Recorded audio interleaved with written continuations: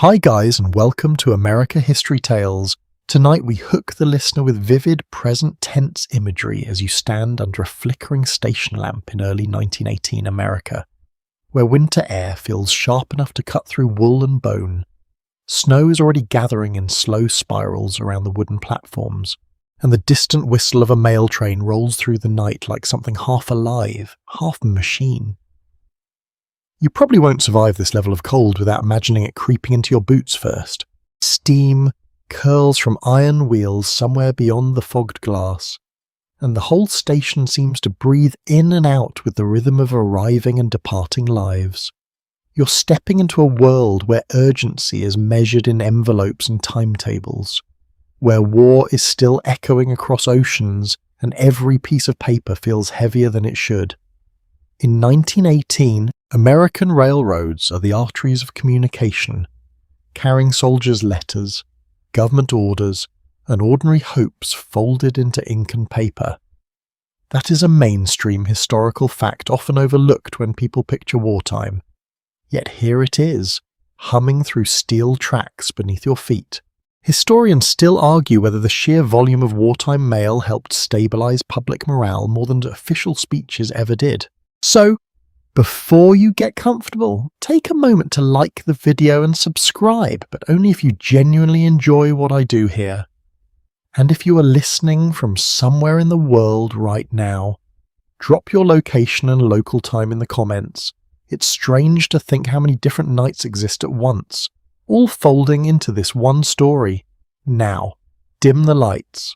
Flow straight into the story, no extra headings. You step closer to the train as it arrives, its headlamp glowing like a tired eye, blinking through snowfall. The platform boards creak under your weight, damp with melted ice that immediately refreezes in thin glassy sheets. The smell of coal smoke is already thick enough to cling to your throat, dry and metallic, as if the air itself has been forged in iron. The mail train stands longer than you expect, a string of heavy cars stretching into the whiteness. It does not feel like a passenger train so much as a moving workshop of memory and urgency. You notice men in thick coats moving with practiced calm, their breath visible in short bursts as they prepare the cargo doors. One conductor nods at you without ceremony, as if your presence is already part of the night's routine. As you climb aboard, the metal steps are slick, and for a moment your hand grips the railing so tightly you feel the cold bite through your gloves. Inside, warmth hits you suddenly. Not gentle warmth, but the harsh, dry heat of coal stoves fighting against an entire winter outside. This contrast makes your skin tingle, as if you have stepped from one world into another. A quirky detail from rail lore whispers itself into your mind here. The old belief among railway workers that snowstorms had personalities, that some nights the wind was angry and others merely curious. It sounds absurd, but you might notice how the wind outside seems to press against the train like something thinking. You move deeper into the car, where narrow corridors lead you past mail sacks stacked like soft walls. Each sack is tied tight, labelled in fading ink, carrying pieces of lives you will never see. Love letters, government notices, overdue bills, all sealed and travelling through frozen darkness together. A single train like this could carry tens of thousands of letters in a night. A mainstream logistical fact of early 20th century postal rail systems that feels almost impossible when you stand beside it. The rhythmic clatter of wheels begins to settle into your body, slow and hypnotic, like a lullaby built from steel. Outside, the snow thickens against the windows, turning the world into a blurred watercolour of motion and silence. You lean slightly toward the glass, watching as the station fades behind you, shrinking into a dim glow swallowed by white. A postal clerk brushes past you, arms full of sorted envelopes, moving with a tired precision that suggests he has done this for years without pause. His hands never hesitate. Every motion is muscle memory carved by repetition somewhere behind him. Another clerk calls out destination names, half swallowed by the noise of the train. Inside these cars, wartime urgency still lingers. Letters from soldiers overseas, reports from government offices, personal messages that might decide who waits and who worries. Historians still argue whether wartime censorship altered the emotional tone of what was allowed to pass through these mail systems, or whether human instinct always found ways to soften truth before it travelled. You find yourself drawn toward a narrow window seat. Outside, the snowstorm is no longer gentle. It presses harder now, as if the landscape itself is being erased and redrawn with every passing second. The train does not slow. It cannot afford to. Somewhere ahead, the track stretches into unknown white. Your breath slows without you noticing. The motion of the train becomes something you could almost surrender to. The heat of the car, the steady vibration beneath your feet, the distant shuffle of mail sacks, all of it begins to form a kind of suspended calm. And just as you begin to settle into that rhythm, the night deepens outside, and the train carries you further into the frozen heart of 1918 winter. The train is fully in motion now, and the station you just left is already dissolving into a pale smear of light behind the storm. You sit near the window, watching the night reassemble itself into motion and noise. The rhythm of the wheels settles deeper into your awareness, and you begin to understand that this is not just transport, it is a system. A living network stretching across a country trying to hold itself together in wartime winter. Inside the warmth of the mail car, the world feels strangely enclosed, almost like a floating workshop drifting through darkness. You notice again how every surface is functional. No decoration, no comfort beyond necessity. Wooden benches, iron hooks, sliding racks, and canvas sacks all arranged with careful efficiency. This is the railway mail service in action, a mainstream historical system in the United States during the early 20th century that transformed trains into moving post offices, where clerks sorted mail mid-journey so that it could arrive already organised at distant cities. You shift slightly in your seat as the train rocks over uneven track, and you realise how much precision is hidden inside the chaos. Somewhere in this moving car, letters are already being sorted by destination, state, and town. Clerks memorize routes the way sailors memorize stars. Their hands move without hesitation, even as the floor tilts and sways beneath them. A quiet voice nearby calls out a destination, and you catch fragments like Chicago, St. Louis, Boston. Each name feels distant yet connected, like threads being pulled through the same needle. This is one of those mainstream facts of American industrial history that feels almost unreal when experienced imaginatively. Entire communication networks once depended on men standing in rocking railcars, sorting paper at speed while crossing frozen landscapes at night. You lean back slightly and let the sound of the train fill your thoughts. Outside, the snowstorm has thickened again. The glass is now a shifting veil of white streaks, as if the world beyond is being rewritten in real time. The wind presses against the car with a low, constant pressure that makes the entire structure feel like it is breathing against resistance. There is a quirky detail you might not expect here. Railway workers once joked about a phenomenon called ghost mail. Letters that were supposedly misrouted so often they became legends within the system, forever circulating between depots without reaching their final destination. It was not literal, of course, but it reflected a truth about the complexity of the network in a system this vast. Mistakes could echo for weeks before being corrected. You pass a row of mail sacks stacked tightly along the wall. They are marked with ink stamps that blur slightly in the heat. Each one contains thousands of individual stories. A single sack might hold correspondence from soldiers overseas, tax documents, birthday wishes, eviction notices, or love letters that have travelled farther than the people who wrote them. The scale of it makes your mind slow down a little, as if trying to comprehend too many lives at once.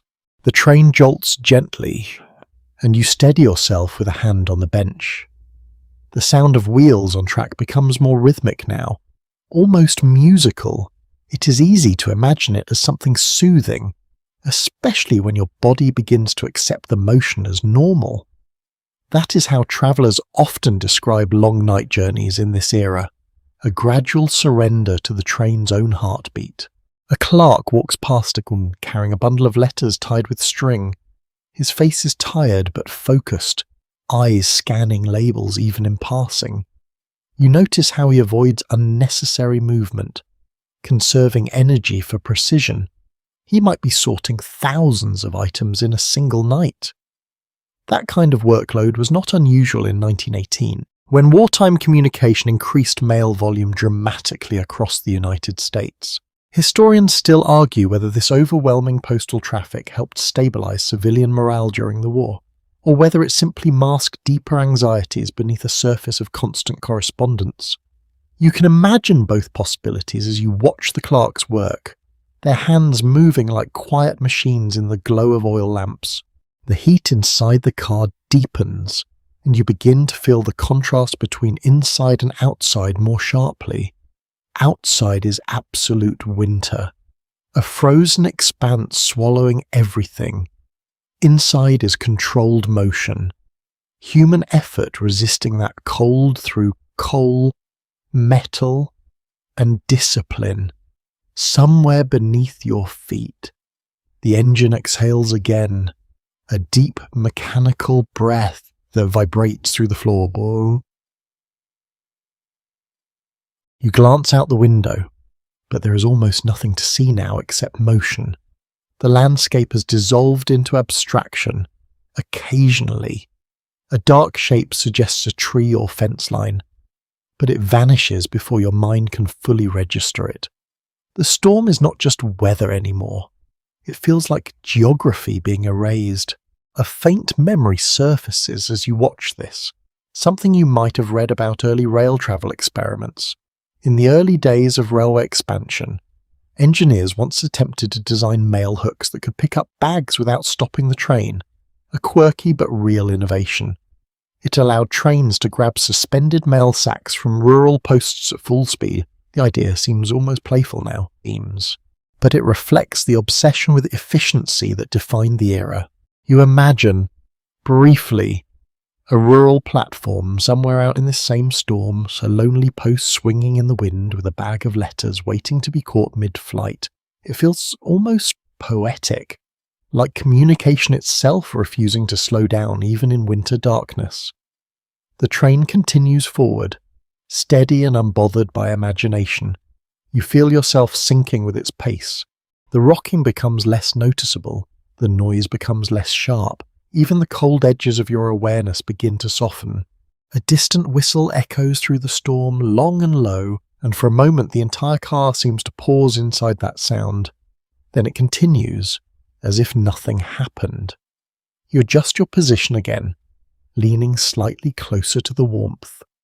The mail sacks shift faintly with the motion, reminding you that everything here is in transit. Everything is temporary movement between origins and destinations. Nothing is still, nothing is final.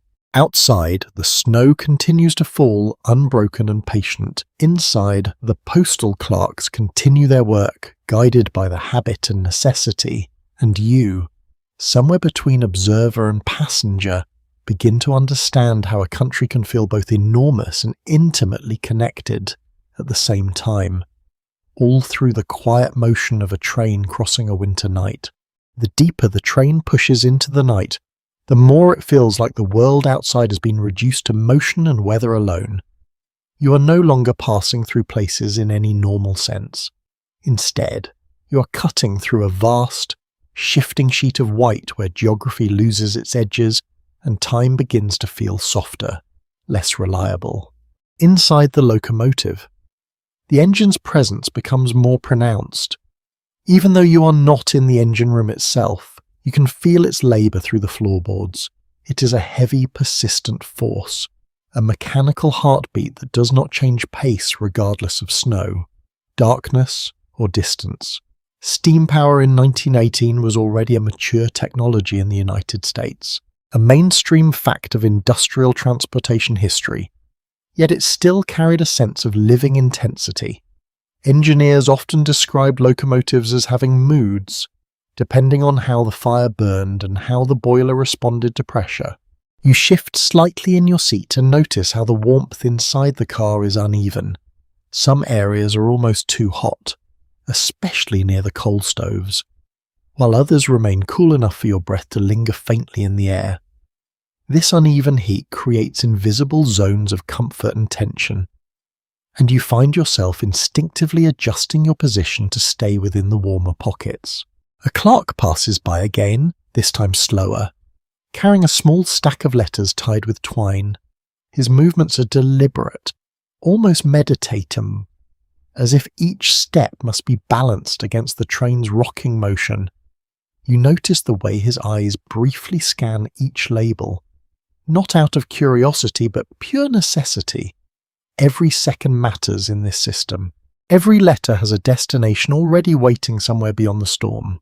There is a quirky fragment of railway culture that surfaces here, something old postal workers once joked about.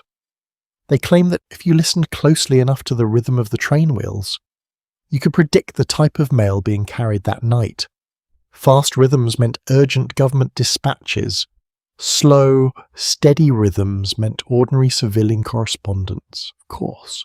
This was more folklore than fact, but it reflects how deeply people tried to find meaning in mechanical repetition.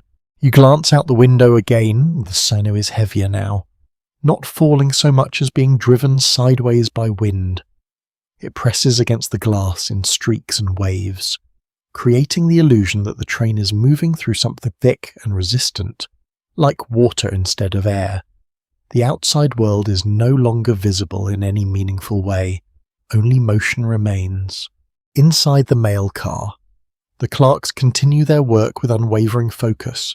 You notice how their system depends on memory as much as labels. They know routes by heart, sometimes recalling entire sequences of stops without looking at paperwork. This kind of human computation was essential to the railway mail service in the early 20th century, a mainstream logistical system that predated digital automation but achieved similar coordination through discipline and repetition. A faint smell of ink and paper rises from the sorting tables. It mixes with coal smoke and heated metal, creating an atmosphere that feels both industrial and strangely intimate. You realize that every object here is functional, but also temporary. Nothing is designed for permanence. Everything exists only for the duration of this journey. As the train moves forward, you begin to feel the subtle changes in rhythm that signal shifting terrain. The wheels respond differently when crossing bridges or uneven track, and each variation sends a small vibration through your body. It is almost like the train is speaking in a language made of pressure and timing. A memory of early rail expansion comes to mind, something you may have read or heard about indirectly, in the mid-19th century, when railroads were still expanding across America. Some rural communities reportedly celebrated the arrival of mail trains as if they were visiting dignitaries, whether exaggerated or not. Historians still argue whether these accounts reflect genuine social excitement or later romanticization of industrial progress. Either way, it shows how deeply rail communication became embedded in everyday life. You settle back again, letting the motion guide your thoughts. The warmth of the car begins to feel more continuous now, less like isolated pockets and more like a steady envelope. Your senses adjust slowly, and the outside storm becomes less threatening and more distant, like something happening in another world. A clerk pauses near a sorting rack and briefly stretches his shoulders. You catch a glimpse of exhaustion there, subtle but present. These workers often operated through entire nights without meaningful rest, especially during wartime when mail volume increased significantly. Letters from soldiers, families, and government offices poured into the system in quantities that strained even the most efficient routes. Historians still argue whether this constant flow of communication helped preserve emotional stability on the home front, or whether it overwhelmed postal workers to a degree that went largely unrecorded. Standing here, watching the endless sorting, you can imagine both truths existing at once. The train sways gently as it enters a slight curve. The sound changes in response, wheels shifting their tone as steel meets steel in a slightly different alignment. It is subtle, but noticeable once you begin paying attention. You find yourself listening more closely now, as if the train's soundscape is becoming its own kind of language. Outside, the snowstorm reaches a kind of peak intensity. The glass is almost entirely opaque now, coated with moving frost patterns that shift and reform with every gust of wind. It feels like being inside a sealed world, cut off from everything except motion and warmth. You notice a small detail near the ceiling of the car. An oil lamp flickers slightly with the movement of the train, casting shadows that stretch and contract across the mail sacks. Those shadows make the sacks look briefly animated, like resting forms breathing in sync with the engine. Another quirky piece of rail history surfaces in your thoughts. Some early railway workers believed that trains developed personalities based on the routes they ran most often. A northern route like this, through snow and isolation, was sometimes described as quiet but stubborn. It is a poetic interpretation rather than a factual one, yet it captures how people anthropomorphize machines they depended on daily. You begin to feel a slow, steady relaxation settling into your body. The combination of heat, motion, and sound creates a kind of suspended calm. It is not sleep exactly, but a state close to it, where thoughts move more slowly and sensations blend together. The train continues forward without hesitation. Somewhere ahead, unseen through the storm, more miles of frozen track wait in silence. Inside, letters continue to be sorted, carried, and prepared for destinations that feel both distant and strangely connected to this very moment. And as the night deepens further, you realize that this journey is not only about movement through space, but also about the quiet persistence of communication across distance, carried through snow, darkness, and time itself. You step fully into the mail-sorting car now, and the difference is immediate. The narrow corridor you just walked through opens into a long, crowded workspace where every inch of space has been claimed by paper, wood, metal, and motion. The warmth is stronger here, but it is not comfortable warmth. It is the heat of constant activity, of bodies and machinery working side by side in a confined rolling room that never stops moving through winter night. The first sensation is sound. Not loud in a chaotic sense, but layered and continuous. Paper rustling in steady waves. Wooden drawers sliding open and shut. The soft thud of mail sacks being set down and lifted again. Above it all, the deeper rhythm of the train continues like a bass note that never leaves. You notice how narrow the walking space is. Two people passing each other require careful adjustment of shoulders and steps. Everything is designed for efficiency, not comfort. The walls are lined with pigeonhole sorting cases, each one labelled for a different destination across the United States. Names of cities repeat in rows, creating a strange geography of language inside the moving car. A well-established historical detail about early 20th century rail operations is that these railway post office cars functioned as fully operational postal units while in motion, allowing clerks to sort, cancel, and route mail before arrival at major hubs. This innovation dramatically reduced delivery times across long distances, especially during periods of national urgency like the First World War era of 1918. You move carefully between two clerks who barely acknowledge your presence. Their focus is absolute. One is holding a bundle of letters, flipping through them with practiced speed, reading only enough to determine placement. The other is already feeding sorted stacks into labelled slots, each motion precise and repetitive. It feels like watching a language spoken entirely through movement. There is a faint smell that defines this space. Ink, paper dust, heated metal, and coal smoke all layered together into something unmistakable. It clings to your clothes as soon as you enter.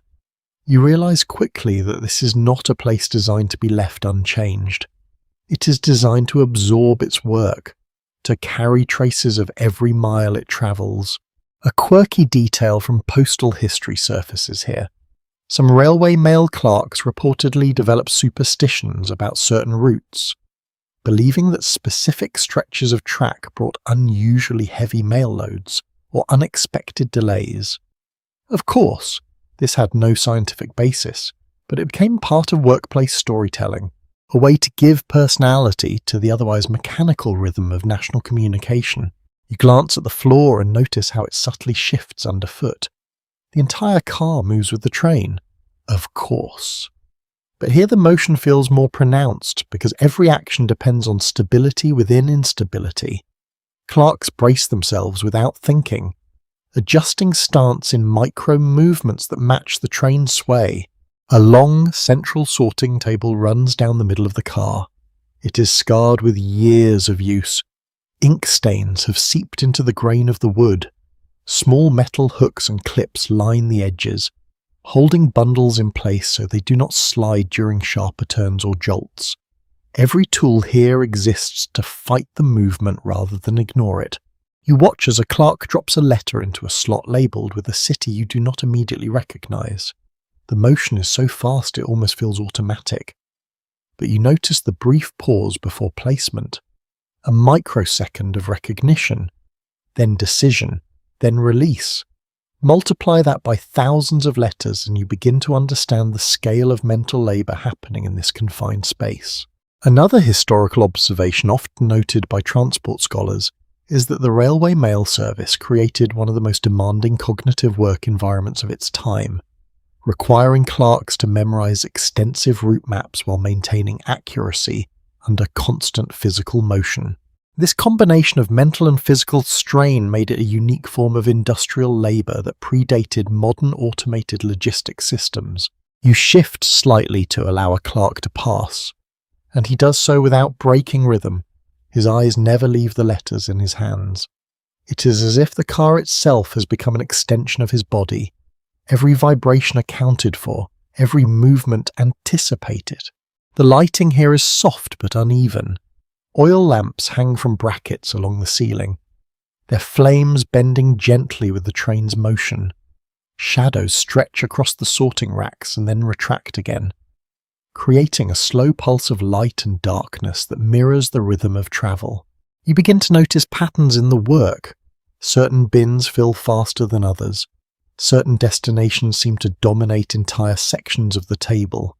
Cities repeat like refrains. You realize that this is not random movement, but a carefully structured flow of correspondence shaped by population, industry, and wartime communication demands. A second quirky fragment of railworker lore comes to mind. Some clerks believe they could identify incoming storms by the behavior of mail volume alone, claiming that certain weather systems seem to correlate with sudden increases in urgent correspondence. While obviously not meteorologically accurate, it reflects how deeply they try to read meaning into patterns of workload. The train gives a slight lurch, and the entire room shifts with it.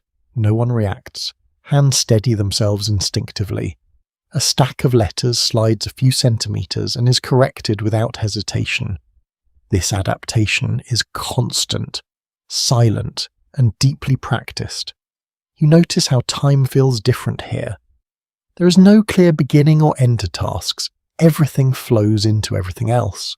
Sorting is not a sequence but a continuum. The car does not operate in moments, it operates in motion. A faint memory of early railway expansion appears in your thoughts.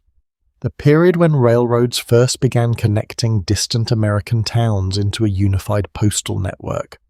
That expansion reshaped communication so dramatically that rural communities suddenly found themselves part of a national conversation that had previously been fragmented and slow. It was a transformation that changed not just logistics but social expectation. You watch as another clerk leans briefly against a support beam, then straightens again without stopping work. Fatigue is present here, but it is managed rather than displayed. The system depends on endurance as much as precision. Outside, the storm continues its silent pressure against the car. Inside, everything remains focused on flow.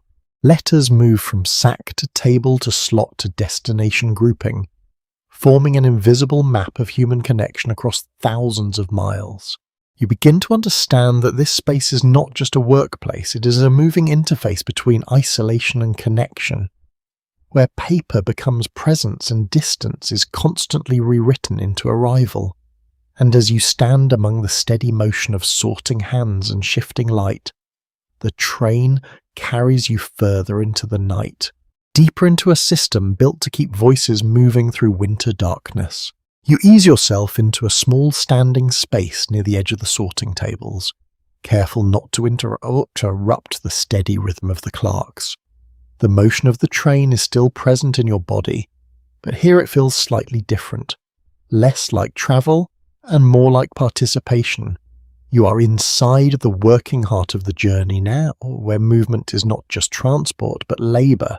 The soundscape shifts as you settle. The sharper rustle of envelopes becomes more noticeable, along with the soft scrape of boots on wooden flooring. Every sound feels purposeful, as if even the smallest noise has a job to do, above you. An oil lamp flickers gently, casting a warm but unstable glow that dances across stacks of mail. A mainstream historical fact from early 20th century American logistics is that railway post office cars were designed to operate continuously over long distances, with rotating crews of clerks who worked through entire night shifts while the train remained in motion. This allowed mail to be sorted en route rather than waiting for stationary processing, dramatically improving delivery speed across states during periods like 1918 wartime America. You notice how the clerks rotate positions without formal announcements. One steps back, another steps forward, and the system continues without interruption. It is a choreography built on repetition and trust. No one pauses to explain what they are doing, everyone already knows. A faint heat builds in the car, uneven but persistent. Near the stoves it is almost too warm, while near the windows a thin chill still seeps through the glass. This contrast creates a layered atmosphere, like multiple climates existing in the same enclosed space. You find yourself instinctively shifting closer to the centre. There is a quirky detail from postal culture in this era that surfaces in your thoughts. Some railway clerks reportedly developed shorthand nicknames for certain cities based on the frequency or type of mail they handled. A city with heavy commercial correspondence might be referred to in a joking tone as Ink Town, while smaller rural destinations were sometimes called quiet stops. These informal terms never appeared in official records but helped workers mentally organise overwhelming volumes of information. You glance along the sorting tables and notice how each clerk seems to have a slightly different rhythm. One moves quickly and sharply, almost impatient in motion. Another is slower, more deliberate, double-checking each placement before releasing it. Yet both styles produce the same result. Accuracy is not tied to speed alone, but to familiarity with pattern. The train sways gently, and the entire room responds as one. Letters shift slightly in their stacks but remain contained by careful placement and habit. You realise that nothing here is truly stationary. Even the most stable objects are only temporarily still between movements. A second mainstream observation from transportation history is that the railway mail service became a critical infrastructure component during World War I, supporting both civilian communication and military correspondence. The volume of mail increased significantly during this period, placing sustained pressure on sorting systems and requiring highly trained clerks to maintain accuracy under demanding conditions. You watch a clerk pull a bundle of letters from a larger sack and begin sorting them rapidly. His hands move with practiced familiarity, almost without conscious thought.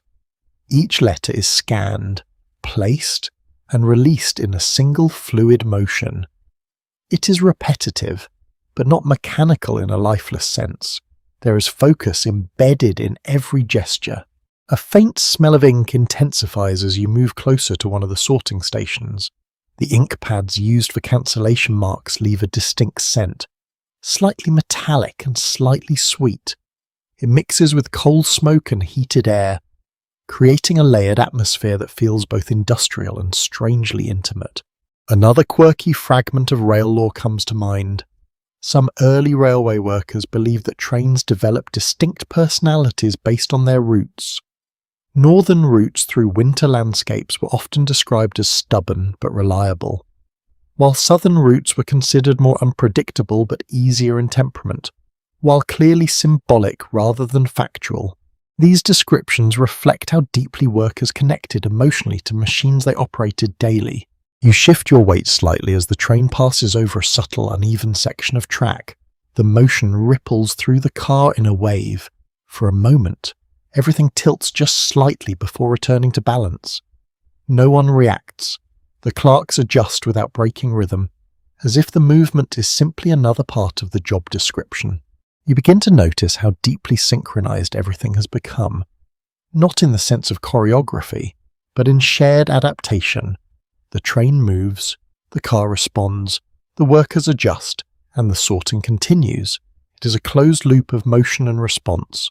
A third historical insight often discussed by scholars of industrial communication systems is that the railway mail service represented one of the earliest examples of large-scale distributed labour coordination in the United States, where individual workers contributed to a national system without centralised visibility of the entire process. Each clerk saw only their section, yet together they formed a continuous chain of delivery. You watch as a bundle of letters is tied and set aside, ready for its next stage of transit. The twine is pulled tight with practiced efficiency. There is no hesitation in the process. Everything is designed to move forward without delay. Outside, through a narrow gap in the curtain, the snowstorm remains relentless. It presses against the train like a physical presence, erasing all landmarks beyond the glass. Inside, however, there is clarity of function. Every motion has direction. Every object has purpose. You notice your own breathing beginning to slow. The repetitive motion of sorting, the steady rhythm of wheels, and the controlled warmth of the car all begin to create a calming effect. It is not sleep yet, but something close to it. A suspended awareness where time feels less structured. A clerk nearby pauses only long enough to adjust a stack of letters, then continues without breaking flow. His expression remains neutral, but his posture suggests long familiarity with fatigue managed through repetition. This is work that does not end quickly. It stretches across miles and hours, folded into the movement of the train itself. You realize that the mail here is not just cargo, it is connection made physical. Every envelope represents a point of contact between distant places, and every sorting motion is part of a larger system designed to maintain that connection despite distance and weather. As you stand among the steady rhythm of paper and motion, you begin to feel less like an observer and more like a temporary participant in a much larger structure. The train continues forward, cutting through snow and silence, carrying its unseen network of messages deeper into the night, and somewhere ahead, beyond the reach of the lamps and the sorting tables, the route continues into winter darkness, where the next stretch of rail waits under falling snow. The deeper you move into the night, the more the train feels like a sealed world travelling through something endless and indifferent. The mail car no longer feels like a compartment attached to a locomotive. It feels like its own ecosystem, a self-contained system of heat, motion, and human rhythm cutting through a winter that refuses to soften. You find a narrow place to stand near the edge of a sorting table, careful not to interrupt the steady flow of work. The floor beneath you shifts with each wheel rotation, a constant reminder that nothing here is stable in the usual sense. Even the air seems to move differently, pulsing slightly with the train's forward momentum. A mainstream historical fact from early 20th century transportation systems is that Railway mail operations in the United States relied heavily on standardized routing schemes, allowing clerks to process thousands of letters per hour while in motion. This system became especially vital in 1918, when wartime correspondence placed enormous pressure on postal infrastructure across the country. You watch as a clerk reaches into a sack and pulls out a thick bundle of letters. His hands move quickly, almost without hesitation, scanning addresses and dropping each piece into labelled slots. The speed is impressive, but what stands out more is the consistency. There is no visible stress in his movements, only repetition shaped by long practice. A faint warmth spreads through the car, uneven but persistent. Near the stove, it is almost oppressive. Closer to the windows, a thin edge of cold still leaks in. You begin to understand how passengers and workers constantly adjust their positions within this moving environment, seeking balance between heat and chill, motion and stillness. There is a quirky fragment of rail worker culture that surfaces here. Some clerks reportedly claim they could feel the geography of a route simply by the rhythm of the train's motion. Smooth stretches meant opened purple plains.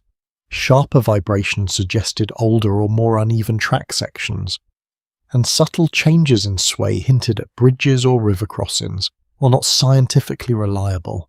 It reflects how closely workers paid attention to the physical language of rail travel. You glance along the sorting tables again. The organisation is meticulous. Each destination has its place, and each letter moves through a predictable path from sack to slot to bundled stack. Yet despite this structure, the system never feels rigid. It feels alive, constantly adjusting to the volume and variation of incoming mail. Another mainstream observation from transportation history is that railway post office cars were among the most labour-intensive mobile work environments of their time, requiring clerks to maintain high levels of accuracy while standing for long periods in a moving vehicle. This combination of physical endurance and cognitive precision made the role both demanding and highly specialised. You shift slightly as the train enters a gentle curve. The entire car leans almost imperceptibly, and the clerks adjust in unison without breaking rhythm. It is a silent coordination, learned through repetition rather than instruction. You begin to notice how little verbal communication is needed here. Most of the system operates through familiarity and spatial awareness. The sound of paper continues in waves, not chaotic but patterned. Each rustle, each drop into a slot, each tied bundle placed aside contributes to a continuous texture of sound that defines the space. It becomes almost hypnotic if you let yourself listen without trying to separate individual actions. A faint memory of early rail expansion comes to mind, particularly the way rural communities once experienced the arrival of consistent mail service for the first time in many regions. It transformed isolation into participation, allowing distant towns to connect with national events, markets, and personal networks. This shift is often described in historical studies as one of the quiet but profound changes in everyday American life during the late 19th and early 20th centuries. You notice a clerk briefly pause to stretch his shoulders before returning immediately to sorting. The pause is minimal, almost invisible, yet it reveals the human body behind the system. Fatigue exists here, but it is managed in fragments rather than acknowledged in full. Outside the window, the snowstorm remains relentless. It presses against the glass in shifting layers, erasing any sense of direction beyond the train. The outside world is no longer a landscape. It is texture and motion, a continuous white pressure that never resolves into form. Inside, however, the structure of work continues without interruption. You begin to see how deeply interwoven the clerks are with the environment of the train itself.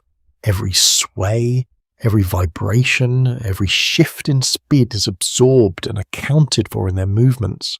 A second quirky detail from postal law appears in your thoughts. Some railway mail workers believed that certain trains carried lucky routes where delays were less frequent and mail seemed to flow more smoothly. These beliefs were never officially recorded, but they circulated informally among crews. Reflecting the human tendency to find patterns in complex systems, you move slightly closer to one of the sorting stations, watching as letters pass from hand to hand. The process is so continuous that it begins to feel like a single motion rather than many separate actions. Input, sorting, placement, bundling, and forwarding all merge into a unified rhythm. A second mainstream historical insight often discussed by scholars of communication infrastructure is that the railway mail service played a critical role in shaping national expectations for delivery speed in the United States. As efficiency improved, people began to assume faster correspondence as a standard rather than a luxury, changing how distance was perceived in everyday life. You notice how the lighting subtly shifts as the train moves through darker stretches of track. The oil lamps flicker slightly, casting elongated shadows that move across the mail sacks like slow breathing. The effect is subtle but constant, adding a layer of motion even when the train itself feels steady. A clerk nearby adjusts a stack of letters with quick precision, then immediately resumes sorting. There is no break in focus, no lingering pause. It is clear that attention here is not intermittent but sustained, stretched across long hours of repetitive action. You begin to feel a quiet internal shift. The combination of warmth, rhythm, and repetition creates a steadying effect. Thoughts slow slightly. Sensory details blend together. The train becomes less of an object you are observing and more of an environment you are existing within. A third fragment of rail worker culture comes to mind. Some clerks reportedly developed informal ways of tracking time during night shifts, not by clocks but by the changing character of mail loads. Certain hours brought heavier volumes, others quieter intervals, and over time these patterns became internal markers of the night. You realize that this space operates on its own kind of time. It is not divided into hours in the way the outside world understands them. Instead, it flows in cycles of sorting, loading, and passing through stations. The train continues forward without hesitation, carrying its structured interior through an unstructured storm. Inside, every motion remains purposeful. Outside, everything dissolves into white, and as you stand quietly among the rhythm of paper, heat, and movement, you begin to understand how communication itself becomes a kind of journey, travelling alongside the train through winter darkness toward unseen destinations. The train has fully left behind any sense of station towns or clustered lights. Now it moves through a stretch of land that feels emptied by winter, as if the snow has decided to keep everything for itself. You stand near the mail sorting area, but your attention keeps drifting toward the windows, where the outside world has turned into a continuous blur of white motion. Every few seconds, a faint shape tries to form beyond the glass. A fence post, a low hill, the outline of a distant tree line. Each one appears for less than a breath before the storm erases it again. It gives the impression that the train is moving through something unfinished, like a draft of a landscape that is constantly being rewritten. Inside the car, the rhythm remains steady.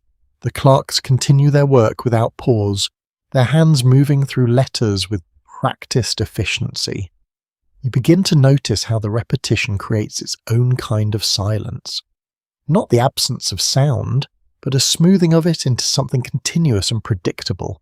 A key fact often emphasized in studies of American transportation history is that long-distance mail routes in the early 20th century were engineered to maintain uninterrupted overnight service across vast rural regions, allowing correspondence to move between coasts with remarkable consistency, even during severe weather conditions.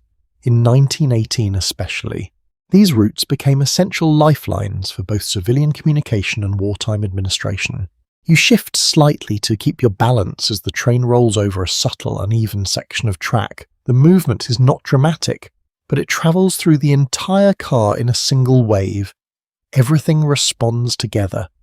The clerks adjust their footing without breaking focus, as if the motion is simply another layer of their environment.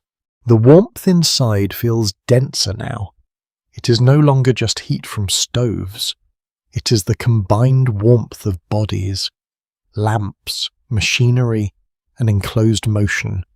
The edges of the car still carry a faint chill, but the centre feels almost insulated from the outside world. A small detail from rail worker memory surfaces here.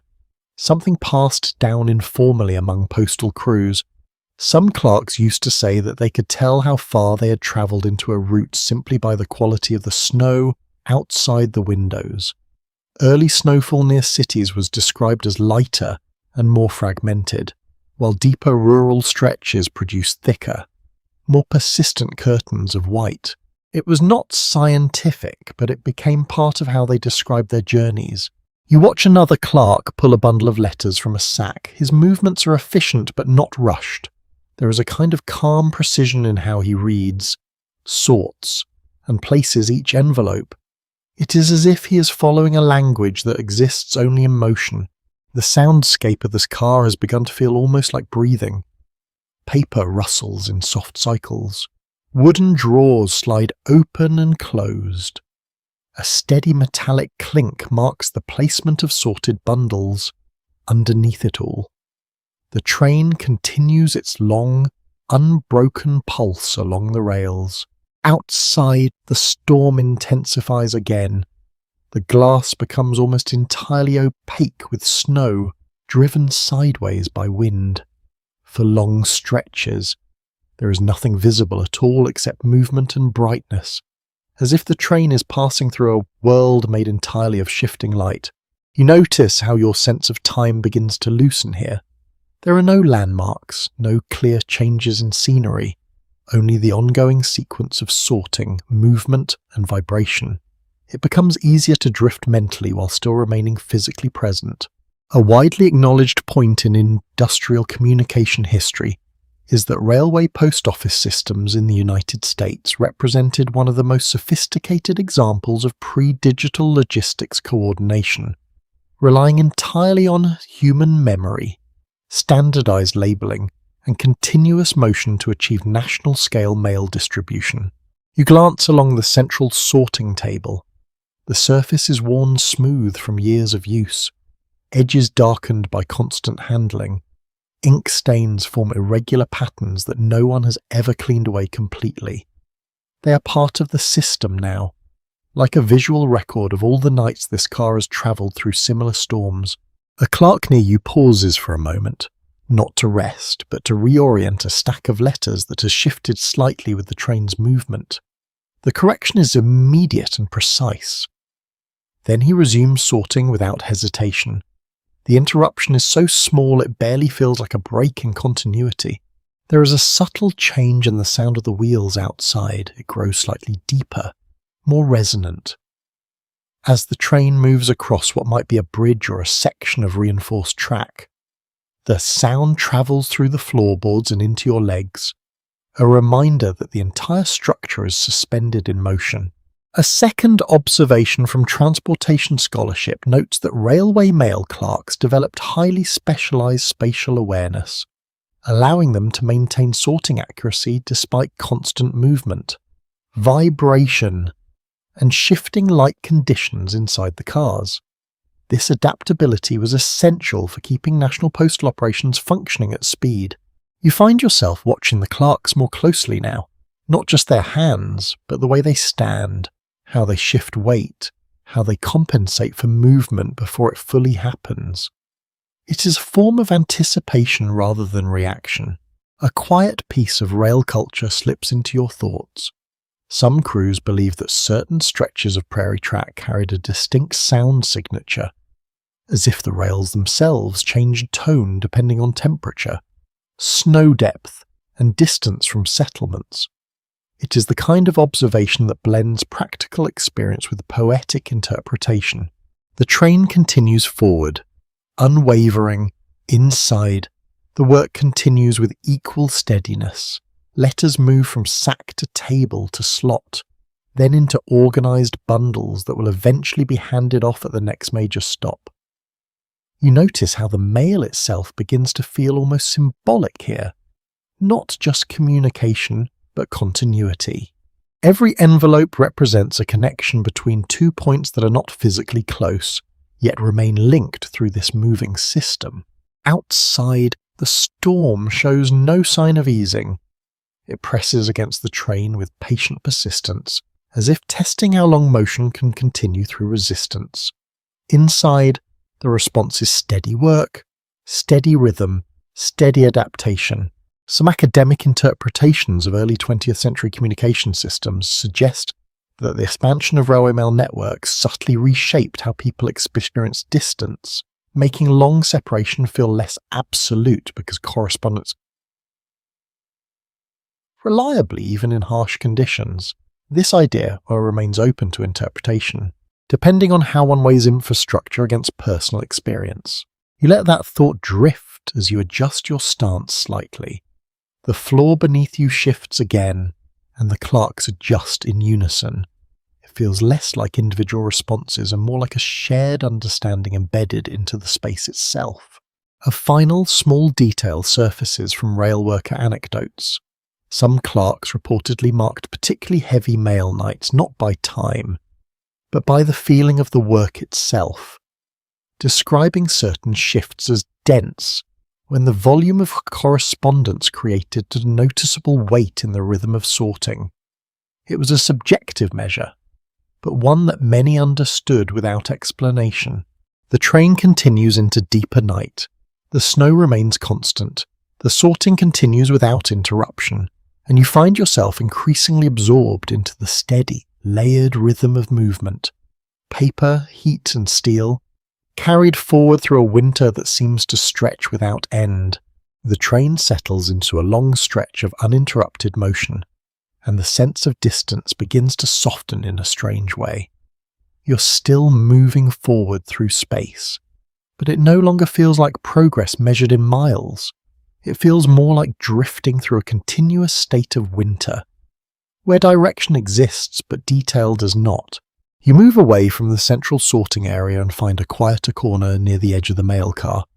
From here, you can see more of the structure at once: the long tables, the stacked sacks, the hanging lamps, and the constant flow of clerks all blend into a single coordinated environment. It is not chaotic, it is structured motion, repeated so often it has become invisible to itself. A widely established fact in early American transportation history is that railway mail cars were engineered to maintain full sorting operations while in motion, allowing clerks to process correspondence between major cities without stopping at intermediary stations. This system reached peak intensity during the First World War era, when 1918 postal traffic increased significantly due to military and civilian demand. You rest a hand lightly on the wooden frame of a sorting rack. It vibrates gently with the movement of the train, as if the entire structure is breathing in rhythm with the rails. That vibration travels through your arm in a subtle but constant pulse. A clerk passes nearby carrying a bundle of letters tied with twine. He does not slow down, but his path curves slightly to avoid collision. The adjustment is so small it feels instinctive, like water flowing around a stone.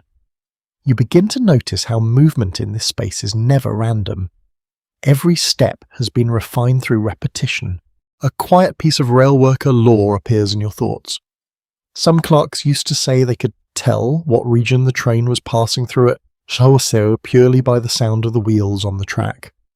Prairie sections had a steady open rhythm, while areas with more bridges or industrial crossings produced subtle variations in tone. It was never officially measured, but it became part of how workers described their journeys. You glance toward the windows again. The snow is still heavy, but it has changed character. Instead of sharp streaks, it now appears as dense, layered motion, almost like the train is moving through a suspended white current. There is no horizon, no separation between sky and ground, only continuous movement. Inside, the warmth feels more balanced now. The earlier contrast between hot and cold zones has softened into a more even temperature. You suspect your body has begun adapting to the environment. adjusting without conscious effort. Even the sound of the train feels less intrusive than before. A mainstream observation from the industrial communication studies is that railway postal systems in the early 20th century represented one of the most efficient human-operated logistics networks ever created prior to automation. They depended on standardized training, memory-based routing, and continuous in-transit processing to maintain national communication flow. You watch as a clerk pauses briefly to adjust his stance, then immediately resumes sorting. The pause is almost invisible. It is not rest, it is calibration. A moment to realign balance before continuing. The mail sacks along the walls appear heavier now, their shapes more compressed from repeated handling. Each one represents thousands of individual messages, condensed into transportable form. You begin to think of them less as objects and more as stored time, waiting to be released at distant destinations. A faint memory of early rail expansion comes forward. In the 19th century, when rail lines first began connecting rural America, mail delivery transformed from irregular and slow to scheduled and predictable. That shift altered how communities organized their expectations around communication, gradually reshaping social rhythms of waiting and response. You shift your weight slightly, feeling the floor respond beneath you. The motion is constant but no longer disorienting. Instead, it feels like something your body has agreed to follow. A second quirky detail from railway culture surfaces. Some mail clerks reportedly developed informal ways of categorizing nights based on perceived mail density, describing certain runs as light, moderate, or heavy not by weight but by how mentally demanding the sorting felt. It was a shared language that existed only among workers who experienced the same conditions. The train enters a subtle curve and the entire car leans slightly before correcting itself. The clerks adjust in near-perfect unison. It's not choreographed, but it is synchronized through familiarity. You begin to understand that this coordination is built through repetition rather than instruction. A second established fact in transportation history is that railway post office operations significantly reduced the need for intermediate sorting at major city hubs, allowing mail to be pre-organized during transit and improving overall delivery efficiency across long-distance routes. You watch as a bundle is tied, labeled, and set aside. The process is smooth and uninterrupted. No one speaks unless necessary. Communication here is mostly non-verbal, embedded in motion and placement. Outside, the storm remains relentless. It presses against the train like a continuous force, flattening the landscape into uniform white. The absence of visible terrain creates a sense that the train is not moving across land but through something denser, almost material in its resistance. You notice how your attention begins to drift in 10 cycles. Focus sharpens when a clerk moves quickly, then softens again as the rhythm returns to steady repetition. It is not sleepiness exactly, but a loosening of perception. A third piece of railworker culture enters your thoughts. Some crews believe that trains develop distinct nighttime personalities depending on the weight of their cargo and the weather conditions they travelled through. Heavy mail nights were described as deep runs, where the train felt slower but more grounded in its movement. You look again at the clerks. Their faces show concentration, but not strain. There is fatigue here, but it is distributed across motion and time rather than expressed in any single moment. The lighting overhead shifts slightly as the train passes through a darker section of track. Shadows lengthen across the sorting tables, then contract again as the lamps sway gently. The effect is subtle but constant, like a visual echo of the train's movement. You begin to feel the accumulation of hours more than the passage of time. There is no clear sense of how long you have been here, only the continuity of sorting, motion, and sound. A mainstream interpretation from communication infrastructure studies suggests that railway mail systems played a significant role in shaping expectations of reliability in national correspondence. gradually influencing how people understood time-sensitive communication across long distances. You let that idea drift as the train continues forward. Inside the car, everything remains steady. Outside, everything dissolves. A final quirky observation from rail history surfaces briefly. Some clerks claim they could identify particularly important mail simply by the way colleagues handled it. Not through labels, but through subtle differences in urgency of movement. It was an intuitive skill built over years of repetition. The train continues through winter darkness. The mail continues to move through hands and slots and bundles, and you remain in the middle of this steady system, carried along by a rhythm, heat, and motion that shows no sign of slowing as the night deepens further. The train's motion changes subtly as the night deepens, not in speed but in feeling. It is as if the weight of the storm outside has settled more fully onto the rails, and every mile now requires a slightly deeper push through resistance. You notice it in the way the floor vibrates differently beneath your boots, a heavier, more grounded rhythm that travels up through the wood and into your body. You remain near the edge of the mail sorting car, where movement is slower and the air feels less concentrated than at the centre tables. From here, you can see the full system again, clerks circulating through narrow aisles, bundles shifting from hand to hand, and the steady glow of oil lamps suspended above it all like small floating suns. A widely acknowledged fact in transportation history is that early 20th century railway mail operations relied on continuous in-transit sorting to ensure rapid delivery across the United States, with clerks trained to memorize vast networks of destinations and route codes. By 1918, this system had become essential infrastructure, especially as wartime correspondence placed extraordinary pressure on postal networks. You watch as a clerk steps into a narrow gap between tables and retrieves a bundle from a hanging hook.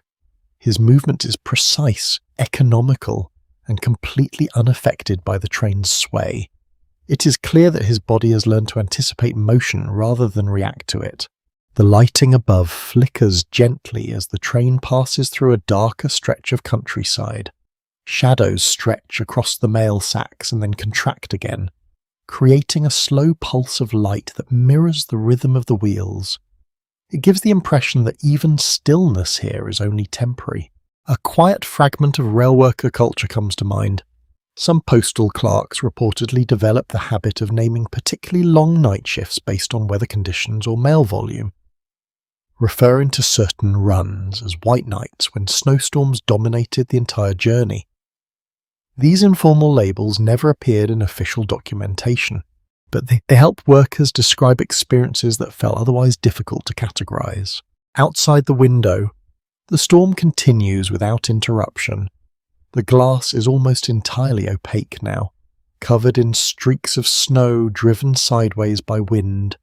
Occasionally, a faint shadow suggests a fence or tree line, but it disappears before it can fully form.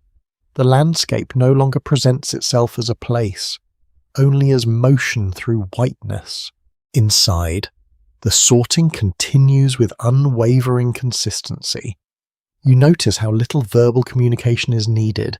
A glance, a gesture, a shift of position is enough to coordinate entire sequences of movement. It is a system built on familiarity rather than instruction.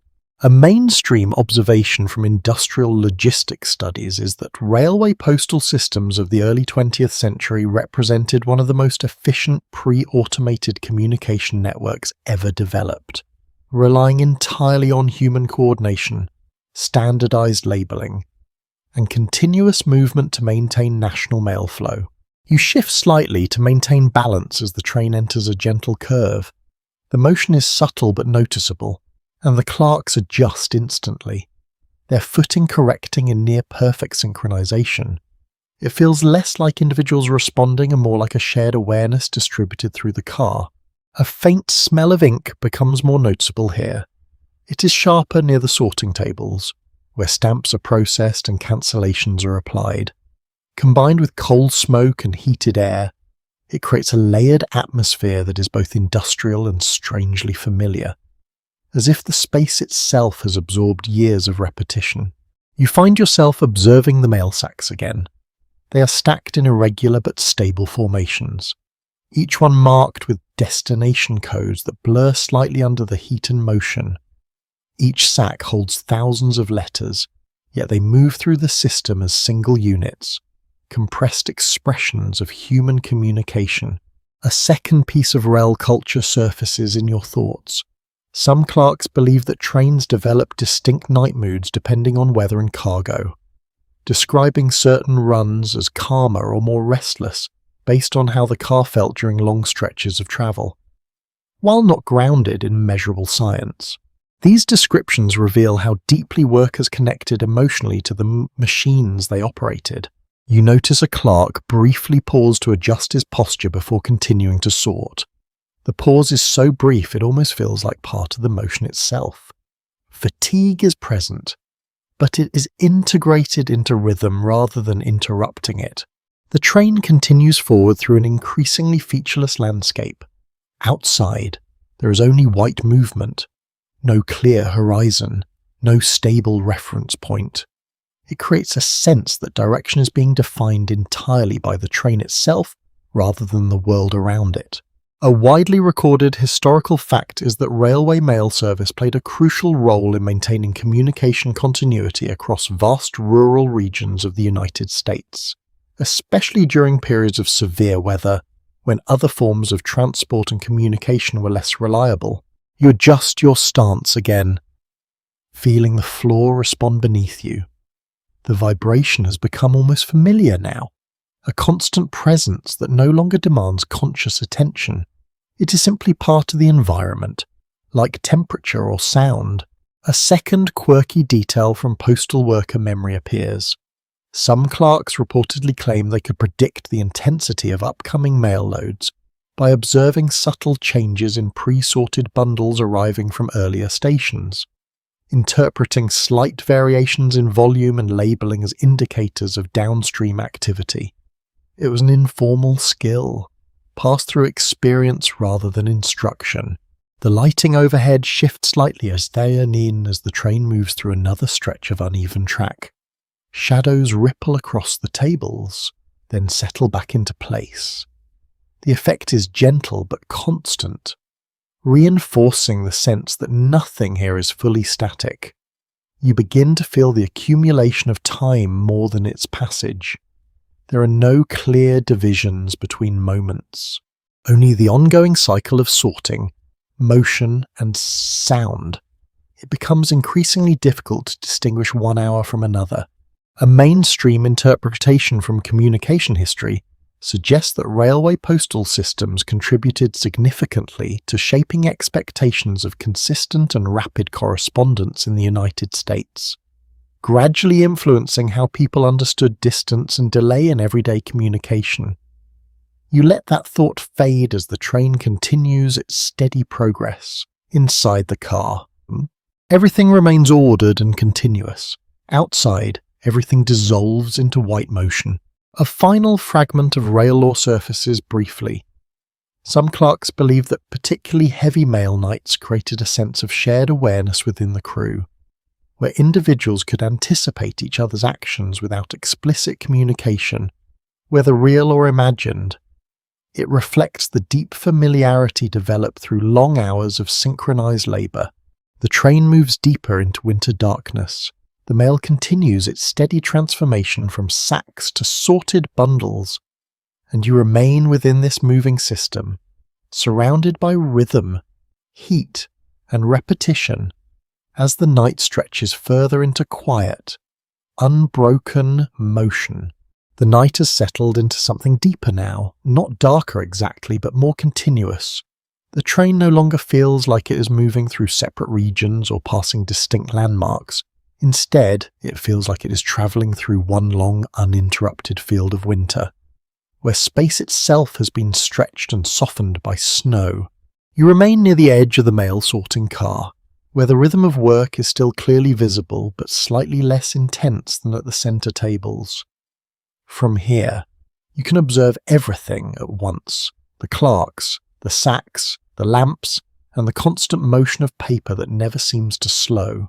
A well-documented fact in the early 20th century American transportation history is that railway post office cars functioned as mobile sorting facilities, allowing clerks to process and organize mail during transit so that it would arrive at major hubs already prepared for distribution. This system became especially critical during the First World War period, when 1918 mail volume surged across both civilian and military channels. You adjust your stance slightly as the train rolls over a subtle, uneven section of track. The motion is absorbed through the floor and into your body in a slow wave. Nothing here reacts suddenly. Everything responds in gradual correction, as if the entire car is constantly learning how to stay balanced. A clerk passes by carrying a bundle of letters tied tightly with twine. His movements are efficient and unbroken. There is no hesitation in how he navigates the narrow aisle. He does not look around. He does not need to. The space itself has become familiar enough that sight is almost secondary to memory. The lighting overhead flickers gently as the train moves through another stretch of snowy terrain. Oil lamps sway in small arcs, casting elongated shadows that stretch across mail sacks and then contract again. It creates a slow visual rhythm that mirrors the movement of the train itself. A quiet fragment of railworker culture comes to mind. Some postal clerks used to describe certain routes as having heavy air during winter nights, not meaning physical density, but rather the sensation that work felt more continuous and less segmented during those stretches. It was a way of describing subjective experience rather than measurable conditions. Outside the window, the storm remains unbroken. The glass is covered in streaks of snow driven sideways by wind, forming patterns that shift constantly. There is no horizon, no visible landform, only motion through white space that never resolves into shape. Inside, the sorting continues with steady precision. You begin to notice how the clerks rarely stop moving entirely, even when waiting for a moment. Their hands continue small adjustments, straightening stacks, shifting weight, preparing for the next motion. Still, the tier is never complete. A widely recognized observation in industrial logistics history is that railway mail systems of the early 20th century represented one of the most efficient pre-automated communication networks in the United States. Relying on continuous human coordination and standardized sorting methods to maintain national correspondence flow. You watch as a clerk reaches into a sack and pulls out a dense bundle of letters. The motion is practiced, almost automatic. He glances briefly at each envelope before placing it into a labelled slot. The speed is consistent, but what stands out more is the lack of interruption between decisions. The train enters a gentle curve and the entire car leans slightly before correcting itself. The clerks adjust in near perfect synchronization. No one pauses, no one speaks. The correction happens as if the movement had already been anticipated. A faint smell of ink and heated metal becomes more noticeable near the central tables. It mixes with coal smoke and the scent of paper dust, creating an atmosphere that feels both industrial and strangely intimate, as if the space itself has absorbed years of continuous labour. A second piece of rail culture appears in memory. Some clerks reportedly believed that they could identify particularly long routes simply by the feel of repetition during night shifts, claiming that certain stretches of track produced a more predictable rhythm that made sorting easier over time. It was never formalized, but it became part of workplace storytelling. You shift slightly, feeling the floor respond beneath you. The vibration has become almost familiar now, a constant presence that no longer demands attention. It is simply part of the environment, like temperature or light. A mainstream fact often highlighted in transportation studies is that railway post office operations significantly reduced reliance on stationary sorting centres by enabling mail to be processed in transit, improving efficiency across vast geographic regions during the early 20th century. You glance along the sorting tables again. The surfaces are worn smooth from years of use, marked by ink stains and repeated handling. Every imperfection in the wood seems to carry memory, not of individual moments, but of continuous use over time. A clerk briefly pauses to adjust a stack that has shifted during movement. The correction is immediate and precise. Then he continues without breaking rhythm. The pause is so small it barely registers as interruption. Outside, the storm continues to press against the train. It is no longer something you look out at. It is something you move through. The world beyond the glass has dissolved into continuous white motion. You begin to notice how your sense of time has softened. There are no clear divisions between moments, only ongoing cycles of sorting, movement, and vibration. The night feels less like a sequence and more like a continuous state. A second informal detail from railworker memory surfaces. Some postal clerks used to refer to particularly intense mail nights as flow shifts, describing periods when the volume of correspondence created a sense of unbroken motion between tasks. It was not official terminology, but it helped express the feeling of sustained workload. The train sways again and the car responds as one. The clerks adjust without looking up. The system remains intact, uninterrupted by movement or weather. You realize that everything here is structured around continuity. There are no isolated tasks, only transitions between one action and the next. Sorting becomes a flow rather than a series of steps. A widely discussed interpretation in communication infrastructure history suggests that railway mail systems contributed significantly to shaping public expectations of reliable long-distance communication in the United States, influencing how people understood speed, distance, and correspondence during the early 20th century. You let that idea drift as the train continues forward. Inside, everything remains steady. Outside, everything dissolves. A final piece of rail folklore surfaces briefly. Some crews referred to certain winter routes as white corridors, describing long stretches where snowstorms made the landscape feel like a continuous tunnel of motion without visible geography. The train moves deeper into the frozen night. The mail continues its steady transformation through hands and slots and bundles, and you remain within this moving system, carried forward by rhythm, heat, and repetition that shows no sign of stopping as the journey continues through winter darkness. The train continues to carve its way through the winter night, but something subtle has changed in the atmosphere inside the mail car. The rhythm is still steady, the motion still constant. Yet there is a deeper sense of enclosure now, as if the storm outside has thickened into something almost tangible. You can no longer think of it as weather alone. It feels more like a surrounding presence that the train is pushing through rather than simply travelling across. You remain near the same position by the sorting tables, but your awareness has widened. Instead of focusing on individual clerks, you begin to see the entire car as a single coordinated system.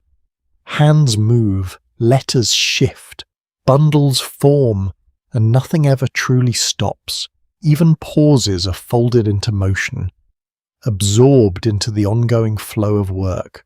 A well-established point in transportation history is that early 20th century railway mail operations in the United States functioned as continuous in-transit postal systems, where correspondence was sorted during travel to reduce processing time at major city hubs. By 1918, this method had become essential for maintaining communication speed across long distances, especially under the strain of wartime. Correspondence demands You notice how the air feels slightly drier now, warmed by continuous stove heat and the constant presence of bodies working in close quarters. It is not uncomfortable, but it is dense, layered with the scent of ink, coal residue, and paper that has passed through many hands. The smell feels almost like a record of movement itself. A clerk passes close to you carrying a set of bundled letters. His steps are careful but unhesitating, shaped by long familiarity with the narrow aisles and shifting floor. You realize that balance here is not something consciously maintained. It is learned so deeply that it becomes automatic. Outside the window, the storm remains unbroken, Snow moves in heavy sheets, pushed sideways by wind that never seems to lose strength. There is no horizon anymore, no clear division between sky and earth.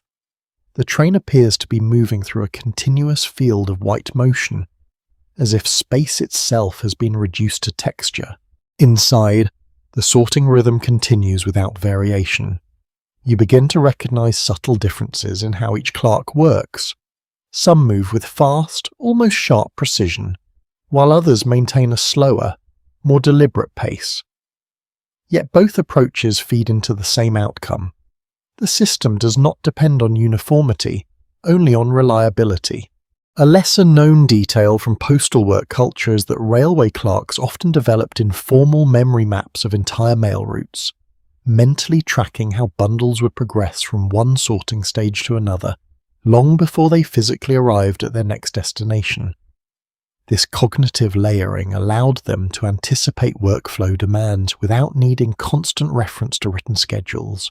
You shift slightly as the train rolls over a faint irregularity in the track. The motion passes through the floor in a soft wave, and the clerks adjust together without breaking rhythm. There is no visible coordination, yet the timing is nearly perfect. It is as if the entire room shares an unspoken understanding of movement.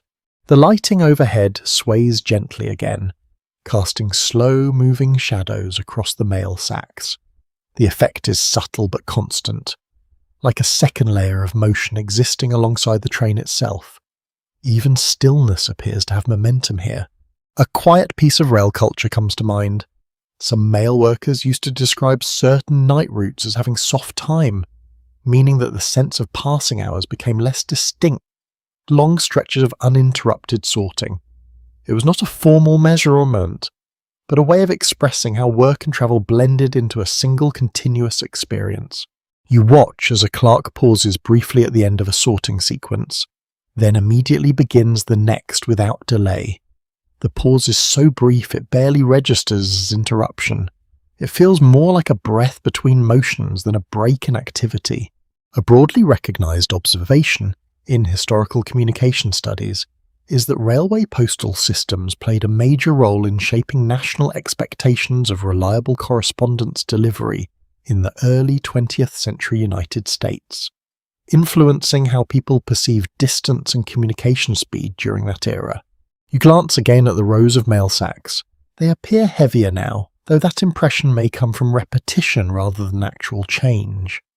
Each sack represents a compressed network of messages, but here they are treated as simple units of movement rather than individual stories. Outside, the storm presses harder against the train. The glass is nearly opaque now, covered in streaks of snow that shift constantly. There is no visual anchor beyond the car itself. The world beyond feels abstract, as if it has been erased by motion. A second small detail from rail worker memory appears in your thoughts. Some clerks reportedly believe they could sense the character of a mail night based on the first few minutes of sorting, describing certain shifts as calm, others as dense, and some as unusually demanding in pace. This informal classification was never recorded officially, but it circulated through shared experience. The train enters another gentle curve and the entire car leans slightly before correcting itself. The clerks respond instantly, their movements adjusting without conscious thought. You begin to see how deeply embedded this responsiveness has become. It is not reaction, it is anticipation. The soundscape remains steady. Paper rustles in cycles. Wooden drawers slide. Metal clips snap softly into place beneath it all. The train maintains its constant pulse along the rails, a deep rhythmic foundation that never fades. A widely documented fact in railway logistics history is that the United States Railway Mail Service operated as one of the most advanced pre-digital communication networks of its time, relying entirely on human coordination, standardized sorting systems, and continuous motion to maintain national mail distribution efficiency. You notice how your perception of time has shifted further. There are no clear segments of beginning or end, only continuation. The work does not progress in steps, it flows. A third informal observation from postal culture surfaces. Some clerks describe particularly heavy winter routes as feeling like closed loops, where the volume of mail created such constant motion that individual tasks felt indistinguishable from one another. It was a way of describing intensity through continuity rather than quantity. The train continues forward through the frozen expanse. Inside, the system remains steady and self-sustaining. Outside, everything dissolves into white movement without reference or boundary. You remain within this structure of motion and coordination, surrounded by heat, rhythm, and the quiet persistence of work that never fully pauses. And as the night deepens further, the train carries its invisible cargo of correspondence onward through winter darkness, maintaining a steady path through a world that refuses to stay still. The train seems to settle into a deeper rhythm now, as if the night itself has thickened around the rails. You notice it not as a change in speed, but as a change in presence. The motion feels more weighted, more deliberate, like the locomotive is pushing through something that resists it with patient force. Inside the mail car, the environment has taken on a steady, almost enclosed feeling. The earlier sense of variety and temperature has faded into a more uniform warmth. It is not comforting in a soft way, but consistent, like being held within a system that does not allow interruption. A widely recognized fact in early 20th century transportation history is that railway mail service in the United States was engineered to operate continuously across long distances, allowing postal clerks to sort correspondence during transit rather than waiting for stationary processing centres. In 1918, this system played a crucial role in maintaining communication flow during wartime conditions. You shift slightly near the edge of the sorting area, watching as clerks continue their work without pause. Their movements have become even more fluid now, almost indistinguishable from the rhythm of the train itself. Hands move, letters shift, bundles form and reform, all within a constant loop of motion and placement. The lighting overhead sways gently with the train's motion. Oil lamps cast soft, elongated shadows that move across the mail sacks and sorting tables in slow, continuous waves. It creates the impression that even stillness here is not truly still, only temporarily balanced between movements. A quiet piece of rail worker memory surfaces. Some postal clerks used to refer to certain long winter runs as continuous nights, describing stretches where the work felt so uninterrupted that time seemed to lose its usual structure. It was a way of expressing how repetition could dissolve the sense of separate hours. Outside the window, the storm remains intense. Snow moves in dense sheets, driven sideways by wind that never seems to weaken. There is no visible ground, no horizon, no sense of direction beyond the train itself. The world beyond the glass has become pure motion. Inside, the sorting continues with unwavering consistency. You begin to notice how the clerks rarely make unnecessary movements. Everything is reduced to function. Each action leads directly into the next without hesitation or excess. It is efficiency shaped by repetition.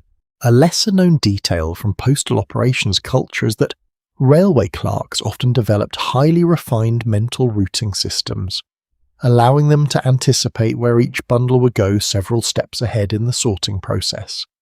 This internal mapping reduced cognitive load during long shifts and helped maintain accuracy under constant motion.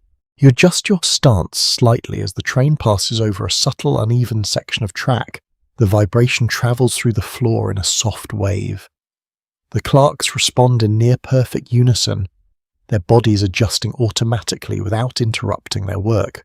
The air inside the car feels denser now, warmed by the continuous stove heat and the presence of many bodies working in close quarters. It carries the layered scent of ink, paper, heated metal, and coal smoke. The combination is strong but familiar, as if the environment itself has absorbed the memory of countless previous journeys.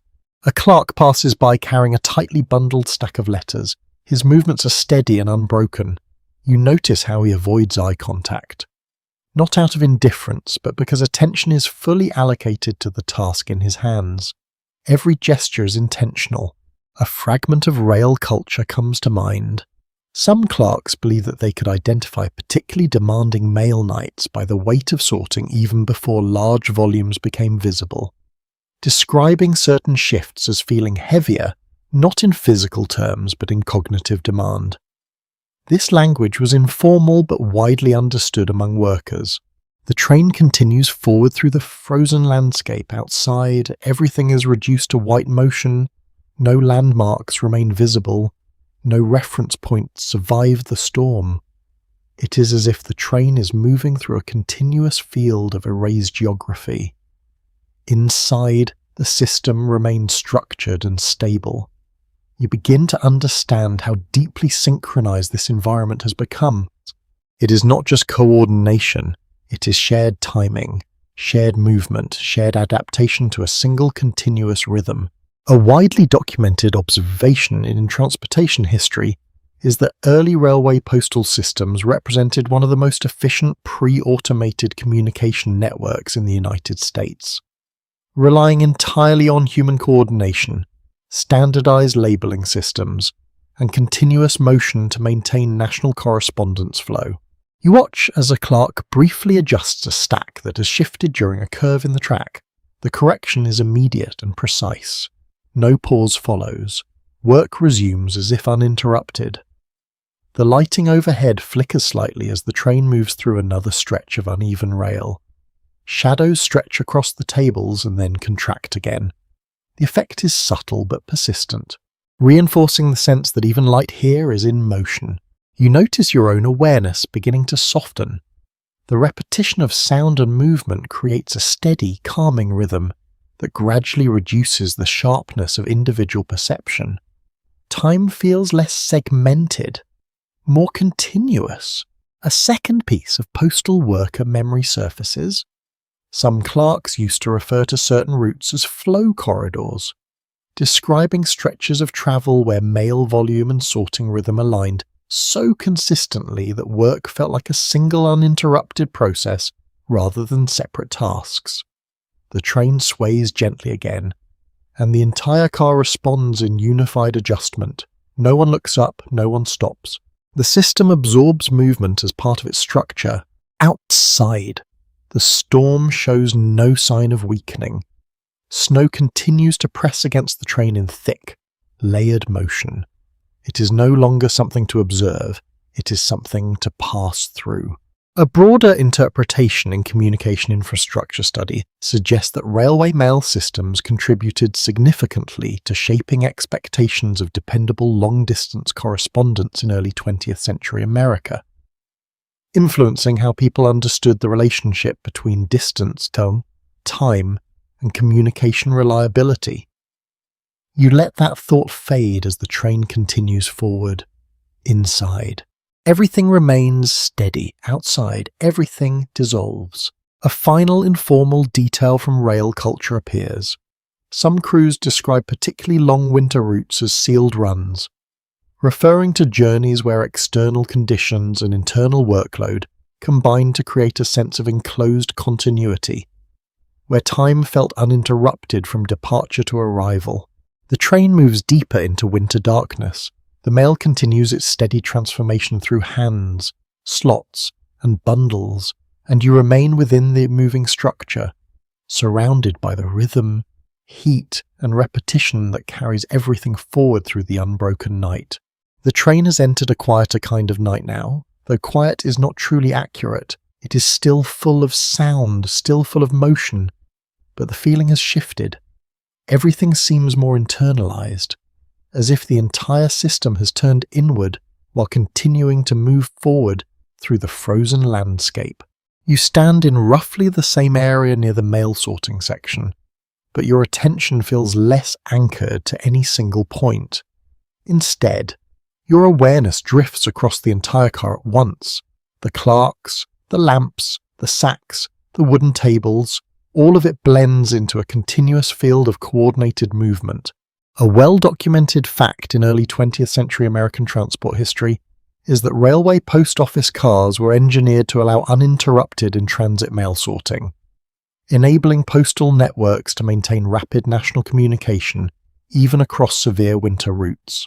Particularly during the high-demand periods of 1918, when wartime correspondence significantly increased workload across the system, you notice how the rhythm of work has become even more uniform. Earlier variations in speed and posture have softened. Now, everything feels synchronized in a quieter way, not identical, but harmonized. The clerks move like they are part of a single extended process, rather than individual workers performing separate tasks. The air inside the car feels settled, warm, slightly dry, carrying the layered scent of ink, paper fires, coal heat, and metal fixtures that have absorbed years of use. It is not a fresh smell, but it is stable, like something that belongs entirely to this environment and nowhere else. A piece of railworker tradition comes to mind. Oral accounts from postal crews describe certain long winter runs as soft running nights, referring to stretches where motion, workload, and weather combined into a steady, almost gentle continuity that made the passage of time feel less segmented than usual. Outside, the storm continues without variation. Snow moves in dents, slanted sheets that erase all sense of geography beyond the glass. There is no horizon, no clear separation of earth and sky, only motion through a white field that never resolves into shape or distance. Inside, the sorting continues in uninterrupted cycles. You observe how each clerk seems to operate within a slightly different rhythm, yet all of these rhythms contribute to the same outcome. Letters move from sack to table, from table to slot, from slot to bundled stacks that are prepared for the next stage of transit. A widely recognized observation in transportation systems research is that early railway postal operations represented one of the most efficient pre-digital communication infrastructures in the United States, relying entirely on human coordination, standardized labeling systems, and continuous movement to maintain nationwide mail distribution across long distances. You shift slightly as the train passes over a subtle irregularity in the track. The vibration moves through the floor in a slow wave, and the clerks respond without visible adjustment. Their balance changes automatically, as if the motion was already accounted for before it occurred. The lighting overhead sways gently again. Oil lamps cast elongated shadows that move across the sorting tables and mail sacks in slow arcs. The effect is continuous, like a second layer of motion existing on top of the train's movement. A fragment of rail culture surfaces quietly in memory. Some postal clerks reportedly referred to certain demanding routes as deep flow runs, describing nights when mail volume and sorting pace aligned in such a way that work felt like a continuous stream rather than separate actions. It was an informal expression, but widely understood among crews. You watch as a clerk reaches into a sack and extracts a thick bundle of letters. His movements are controlled and efficient. Each envelope is scanned briefly, then placed into its corresponding slot without hesitation. There is no visible break between recognition and action. The train enters a gentle curve, and the entire car leans slightly before correcting itself. The adjustment is collective and immediate. No one looks up, no one pauses. The correction is absorbed into ongoing motion. A lesser-known aspect of postal operations history is that railway clerks often developed highly refined mental routing frameworks, allowing them to anticipate the progression of mail bundles across multiple sorting stages without needing constant reference to written schedules or external guidance. You notice how your own perception of time continues to shift. There are no clear divisions anymore, no distinct beginning or end to anything you observe, only continuous cycles of motion, sorting, and sound. A second piece of railworker memory surfaces, Some crews described certain winter routes as white passageways, referring to stretches where the storm outside became so uniform that the train felt as though it was moving through a tunnel made entirely of snow and wind. Inside, the rhythm of work continues unchanged. Clerks adjust stacks, tie bundles, and pass mail from one section to another with fluid coordination. Their movements are so practiced that hesitation is almost absent. A broadly acknowledged point in communication infrastructure history is that railway mail systems played a central role in shaping public expectations of reliable long-distance correspondence in the early 20th century United States, influencing how people perceived speed, distance, and communication continuity during a period of rapid technological expansion. You glance again at the mail sacks lining the walls. They appear slightly compressed from handling, their surfaces marked by repeated movement. Each sack contains thousands of individual messages. Yet here they are treated as unified units of transport rather than separate stories. Outside, the storm remains absolute. It presses against the train with steady persistence, flattening all visual reference into uniform motion. The world beyond the glass no longer presents itself as landscape. It is simply continuous white movement. A second informal observation from rail culture appears in your thoughts. Some clerks used to describe particularly long winter shifts as loop nights, referring to the sensation that time felt circular rather than linear during extended periods of uninterrupted sorting and travel. The train continues forward through the frozen expanse. Inside, everything remains structured and stable. Sorting continues. Bundles form and reform. Letters move through hands and slots in a constant flow of coordinated activity. You begin to feel the weight of repetition more than the passage of time. It is not fatigue exactly, but a gradual softening of awareness, where individual moments begin to blend into one another. A second interpretation from transportation studies suggests that early railway postal systems contributed significantly to shaping expectations of dependable communication in the United States, gradually influencing how distance and delay were understood in everyday life during the early 20th century. You allow that thought to fade as the train continues its steady progression. Inside, everything remains consistent. Outside, everything dissolves into white. A final piece of railworker lore surfaces briefly. Some crews referred to especially long winter routes as sealed corridors, describing journeys where weather conditions, workload, and motion combined to create an enclosed sense of continuity, as if the train were moving through a world entirely separate from anything beyond it. The train moves deeper into winter darkness. The mail continues its steady transformation through hands, slots, and bundles, and you remain within this moving structure, carried forward by rhythm, warmth, and repetition that continues without interruption as the night stretches onward. The train has settled into a long, steady rhythm that feels less like movement through space and more like passage through an unbroken condition. Outside, the storm is still present, but it no longer registers as something separate or changing. It has become a constant field, a white pressure that accompanies the train without variation. Inside the mail car, the atmosphere feels increasingly cohesive. The earlier sense of individual effort is still there, but it is now absorbed into something larger. The clerks move, the letters move, the sacks shift, and all of it blends into a continuous operational flow that seems to regulate itself.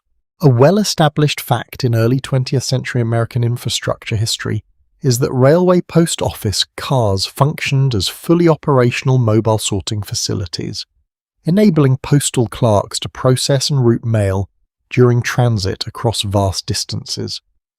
By 1918, this system had become a critical backbone of national communication, especially during wartime conditions that increased the volume and urgency of correspondence. You remain near the same position along the edge of the sorting area, though your attention is less anchored than before. Instead of focusing on individual movements, you begin to notice the rhythm that connects them.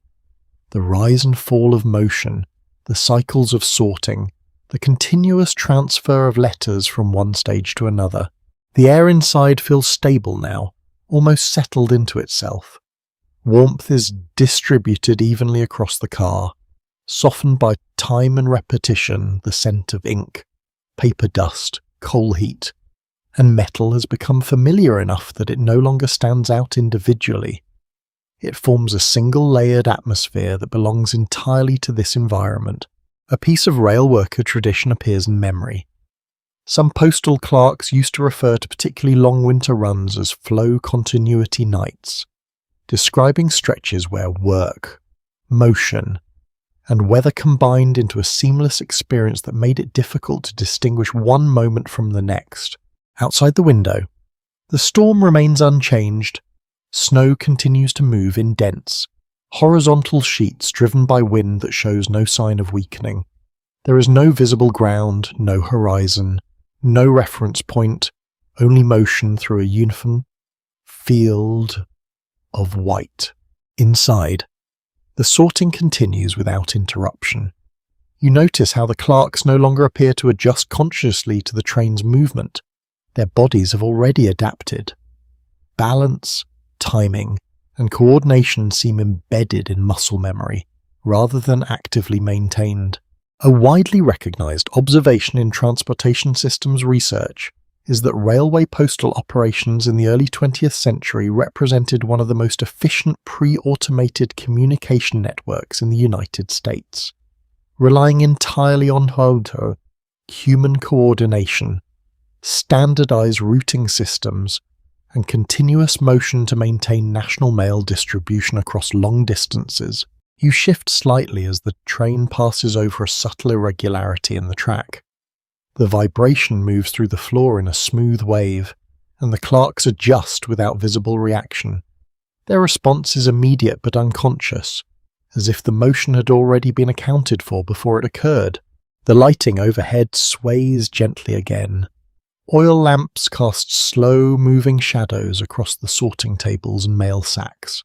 These shadows stretch and contract in a continuous cycle, adding another layer of motion to the already active environment.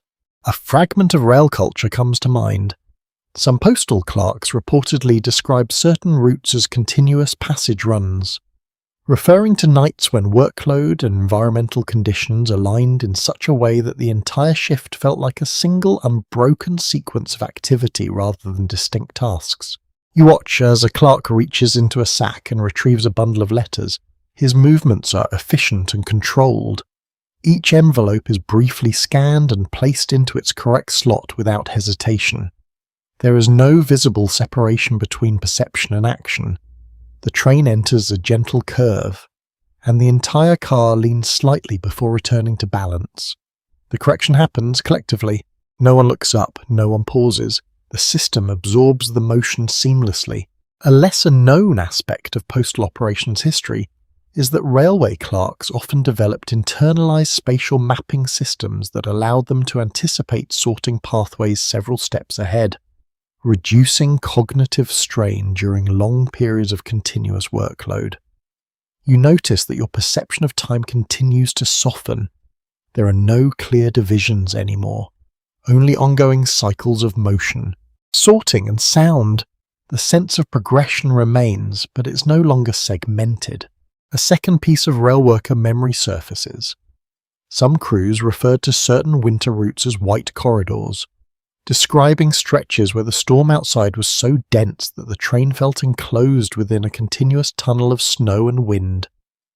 Inside, the rhythm of work remains unchanged. Letters move steadily from sacks to tables to slots, forming organized bundles that are prepared for onward transport. Every motion feeds directly into the next. A broadly acknowledged point in communication infrastructure history is that railway mail systems played a significant role in shaping expectations of reliable long-distance correspondence in early 20th century America, influencing how people understood communication speed, distance, and consistency during a period of rapid technological development. You glance again at the mail sacks. They are stacked in stable but irregular formations, their surfaces marked by repeated handling. Each sack represents thousands of messages, yet here they are treated as unified components within a larger logistical flow. Outside, the storm remains absolute. It presses against the train without variation, flattening the landscape into uniform motion. There is no distinction between sky and ground, only continuous white movement. A second informal observation from rail culture appears in your thoughts. Some clerks used to describe particularly long winter shifts as unbroken flow nights, referring to periods where workload, motion, and environment combined into a continuous experience without perceptible breaks. The train continues forward through the frozen expanse. Inside, everything remains structured and stable. Sorting continues. Bundles form and reform. Letters pass through hands and sots in steady rhythm. You begin to feel the accumulation of repetition more than the passage of time. It is not fatigue in a sharp sense, but a gradual blending of perception, where individual moments lose their edges and merge into continuity. A second interpretation from transportation studies suggests that early railway postal systems contributed significantly to shaping public expectations of dependable communication in the United States, gradually influencing how distance and delay were understood in everyday life during the early 20th century. You let that idea fade as the train maintains its steady course. Inside, everything remains consistent. Outside, everything dissolves into white. A final piece of railworker lore surfaces briefly. Some crews referred to especially long winter routes as sealed passage nights, describing journeys where weather, workload, and motion combine to create a fully enclosed sense of continuity, as if the train existed within its own self-contained world. The train moves deeper into winter darkness. The mail continues its steady transformation through hands, slots, and bundles, and you remain within this moving structure, carried forward by the rhythm, heat, and repetition that continues without interruption as the night extends further into silence and snow. The train has entered a stretch of motion that feels almost suspended, as if the forward movement is no longer measured against anything external. Outside, the storm continues without variation, a dense and unbroken field of white that presses against the windows like a living texture. There is no sense of passing through landscapes anymore, only the sensation of remaining inside movement itself. Inside the mail car, the environment feels increasingly self-contained. The clerks continue their work without interruption, their motions now so familiar that they appear to arise naturally from the space itself. Hands reach, letters shift, bundles form, and everything returns to the same rhythm without hesitation. A widely recognized fact in early 20th century American transportation history is that railway mail service systems were designed to maintain continuous sorting operations during transit, allowing postal networks to process correspondence in real time across vast distances. By 1918, this system had become essential for national communication, particularly under wartime pressures that increased mail volume across both civilian and military channels. You remain near the edge of the sorting area, where the flow of movement is visible but slightly less intense than at the central tables. From here, you can see the entire structure at once. The coordinated motion of clerks, the steady shift of mail sacks, and the subtle sway of oil lamps overhead. The air feels stable now, almost uniform. Warmth has settled evenly across the car, softened by the continuous heat from stoves and the presence of many bodies working in close proximity.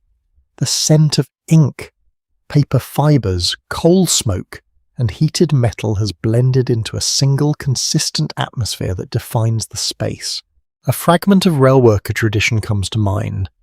Some postal clerks used to refer to certain long winter routes as steady flow nights, describing stretches where workload, weather, and motion combined into a continuous experience that made time feel less segmented and more fluid.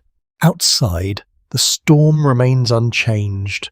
Snow moves in dense sheets driven by wind that never seems to weaken. The landscape is no longer visible in any meaningful sense.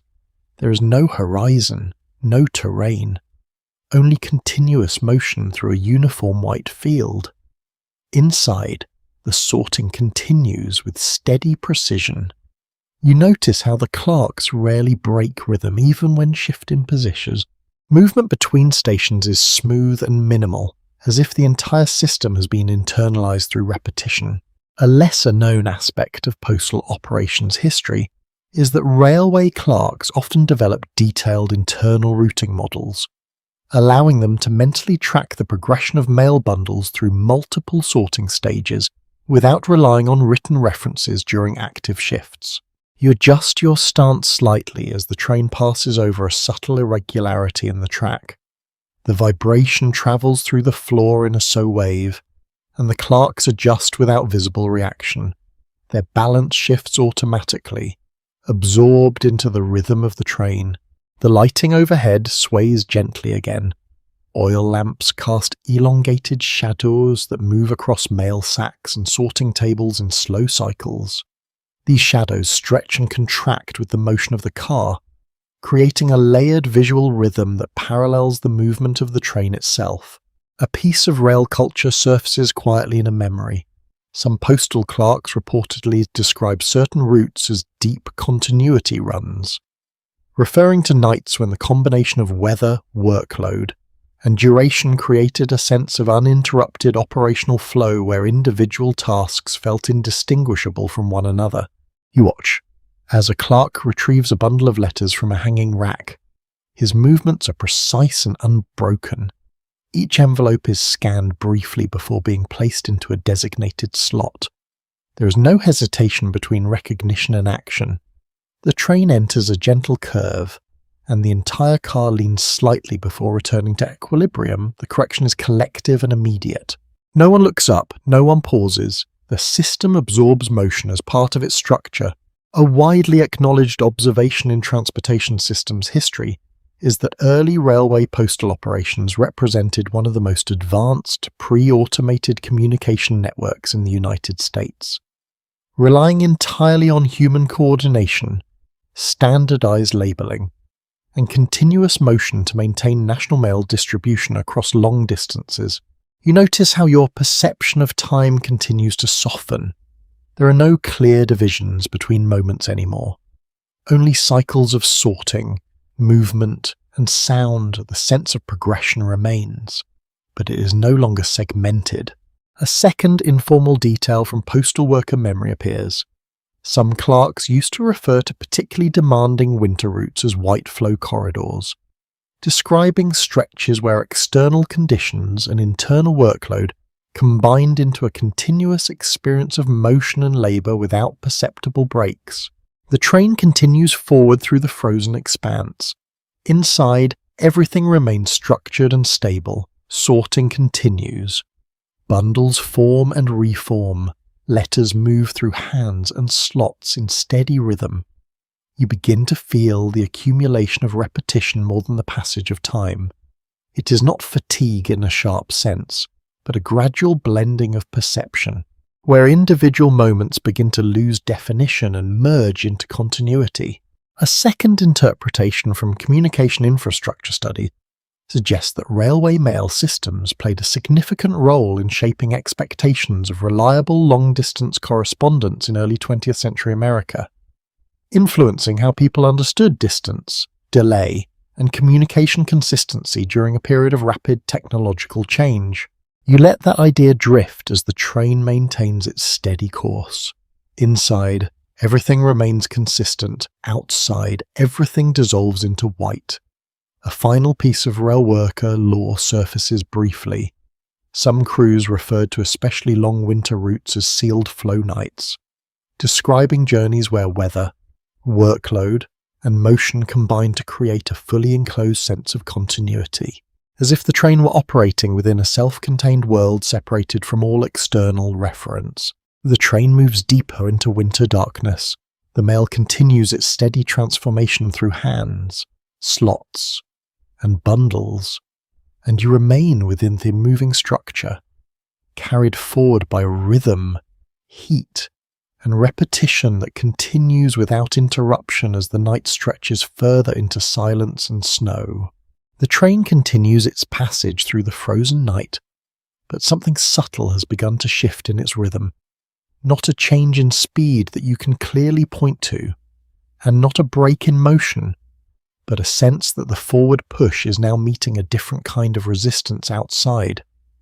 The storm feels thicker here, more layered, as if the air itself has gained texture. Inside the mail car, the steady choreography of sorting continues without interruption. The clerks remain locked into their patterns of movement, passing bundles, opening sacks, and directing letters into their designated paths. The entire space feels increasingly self-sustaining, like a world that has learned to operate without reference to anything beyond its own walls. A well-documented aspect of early 20th century American rail systems is that railway post office cars were engineered to function as continuous sorting environments, allowing postal workers to process mail during transit across vast distances.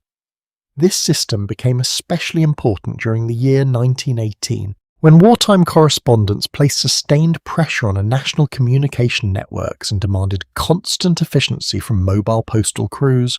You shift your weight slightly as the train moves over a section of track that feels marginally uneven. The motion is absorbed through the floorboards and distributed through the entire car. The clerks adjust instantly, not with visible reaction, but with practiced compensation, as if their balance has been trained to anticipate these changes rather than respond to them. The air inside has reached a kind of equilibrium now. The heat from the stoves, the presence of the lamps, and the continuous movement of bodies have combined into a steady atmospheric layer. The scent is familiar by now. Ink and paper fibres mixed with coal smoke and the faint metallic undertone of machinery that has been running without pause. A piece of railway worker memory comes to mind here. Some postal clerks reportedly referred to long winter routes as continuous drift nights, describing stretches where snowfall outside and repetitive motion inside seemed to merge into a single, uninterrupted experience. It was not an official term, but it captured the sensation of extended monotony and rhythm. Outside, the storm remains unbroken.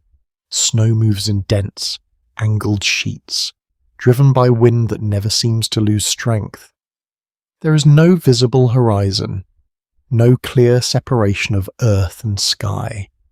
The world beyond the glass has become a uniform field of motion, stripped of landmarks and edges. Inside, the sorting continues with a quiet consistency that borders on mechanical rhythm, yet it is not mechanical in the absence of thought. You can still see intention in every movement.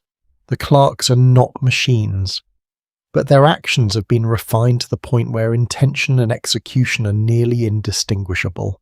A lesser-known detail from postal operations history is that railway mail clerks often developed highly sophisticated internal routing maps, mentally tracking the progression of mail bundles across multiple sorting stages without needing to consult written references during active shifts. This cognitive mapping allowed them to maintain accuracy even under continuous motion and heavy workload. You watch as a clerk reaches into a hanging sack and retrieves a tightly bound bundle. His movements are efficient and unbroken. Each envelope is briefly scanned and placed into a slot with practiced certainty. There is no pause between recognition and placement. The entire process flows as a single continuous gesture. The lighting overhead sways gently with the motion of the train. Oil lamps cast long, shifting shadows across the sorting tables and mail sacks. These shadows move in slow arcs that mirror the rhythm of the wheels, creating a visual echo of the train's movement inside the car itself. A fragment of rail culture surfaces quietly in your thoughts. Some postal workers used to describe certain routes as having deep flow conditions, referring to nights when weather, duration, and workload aligned in such a way that the entire shift felt like a single continuous stream of activity rather than a sequence of separate tasks. You adjust your stance again as the train enters a gradual curve. The entire car leans slightly before returning to balance. The clerks respond without visible acknowledgement, their movements adjusting in unison.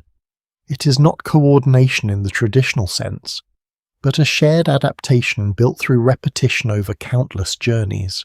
A widely recorded fact in transportation history is that railway postal systems played a central role in shaping communication efficiency across the United States during the early 20th century, significantly reducing reliance on stationary sorting centers by enabling in-transit processing and routing of mail across long-distance networks.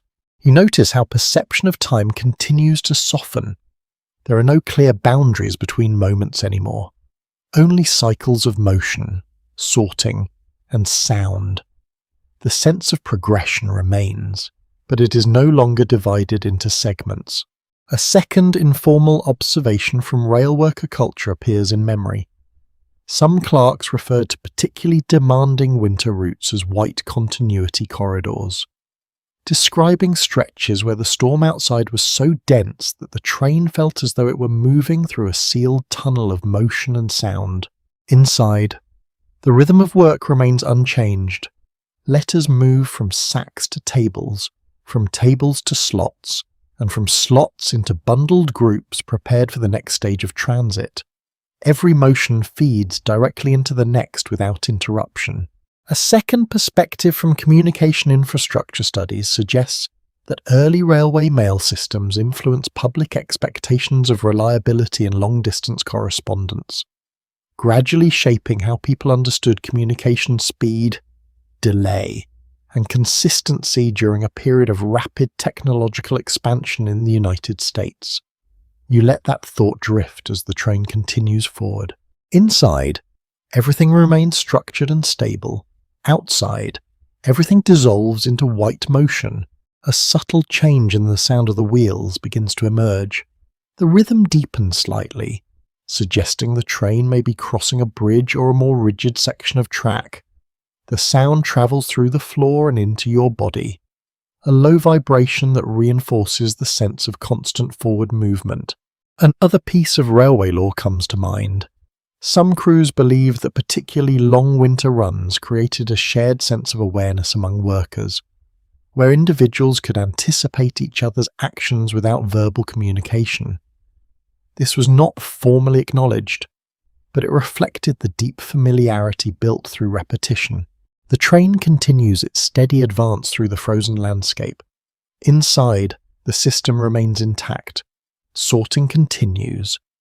Bundles are formed and reformed.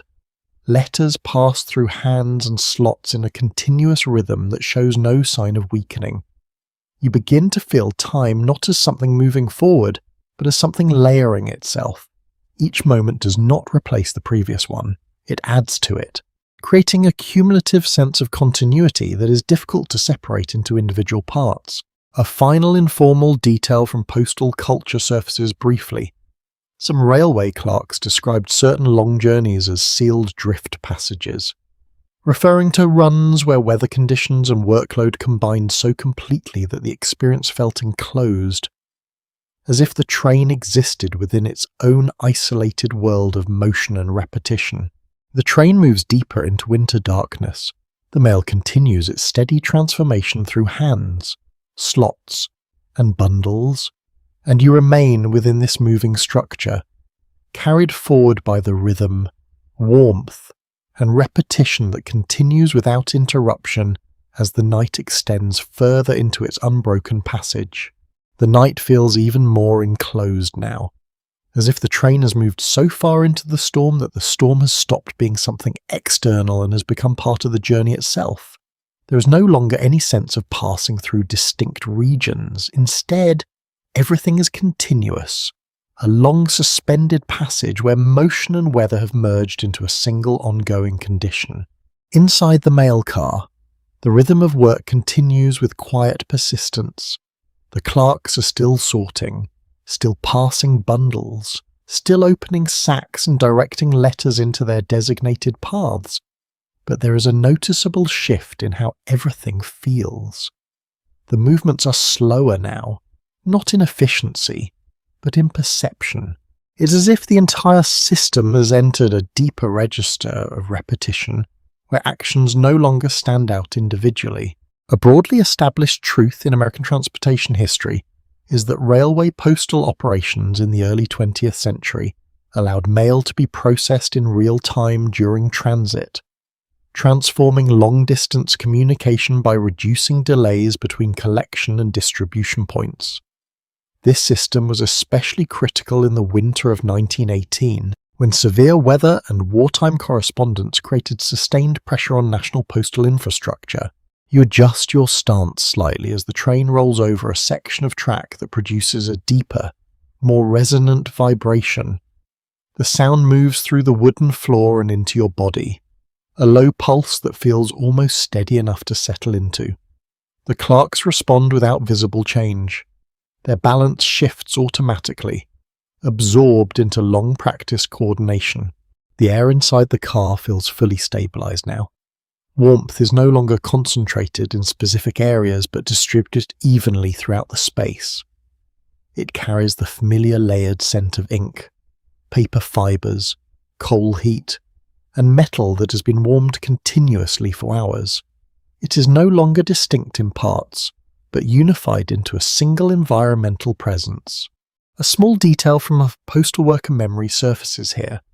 Some railway clerks used to refer to extended winter runs as drift continuity nights, describing periods when snowfall outside and repetitive motion inside created a sense of merging between environment and labour, making it difficult to distinguish between external weather and internal rhythm. Outside, the storm continues with unwavering consistency. Snow moves in dense, slanted sheets driven by wind that shows no sign of weakening. There is no horizon, no visible terrain, no spatial reference point. The world beyond the glass has become an uninterrupted field of white motion. Inside, the sorting continues in a steady flow that now feels almost self-sustaining. You notice how little verbal communication occurs. A glance, a shift of position, or a slight movement of hands is enough to coordinate entire sequences of action. The system operates on familiarity rather than instruction. A refined observation from transportation infrastructure studies is that railway mail systems represented one of the most complex pre-digital communication networks in the United States, relying on synchronized human labor, standardized sorting codes, and continuous motion to maintain nationwide correspondence flow across vast geographic distances. You watch as a clerk reaches into a hanging mail sack and withdraws a tightly bound bundle. His movements are precise but unhurried. Each letter is scanned briefly before being placed into a designated slot. There is no visible gap between recognition and action. The process feels continuous rather than sequential. The lighting overhead sways gently as the train moves through another stretch of uneven track. Oil lamps cast long shadows across the sorting tables and mail sacks. These shadows stretch and contract in slow cycles, creating a visual rhythm that mirrors the motion of the train itself. A piece of railworker culture comes to mind. Some postal clerks reportedly describe certain routes as flow corridor nights, referring to stretches where workload, duration, and environmental conditions aligned so completely that the entire shift felt like a single uninterrupted stream of activity rather than a series of tasks. You shift slightly as the train enters a gentle curve.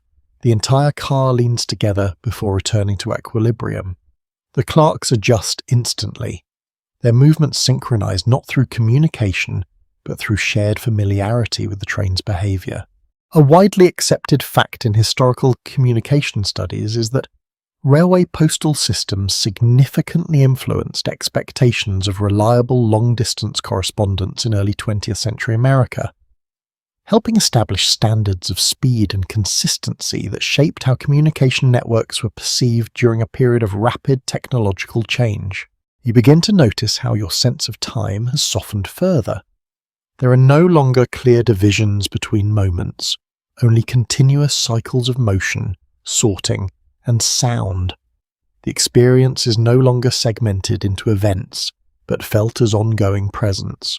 A second informal detail from postal culture appears in memory. Some clerks used to refer to particularly intense winter routes as white drift corridors, describing stretches where weather conditions and workload combined into a continuous experience of motion that made external and internal environments feel indistinguishable. Inside, the rhythm of work remains unchanged.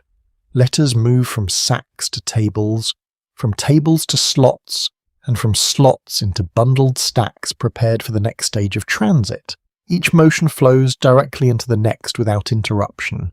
A nuanced interpretation in transportation scholarship suggests that early railway mail systems contributed to shaping public expectations of dependable communication in the United States, gradually influencing how distance, delay, and reliability were understood during a time of expanding national infrastructure.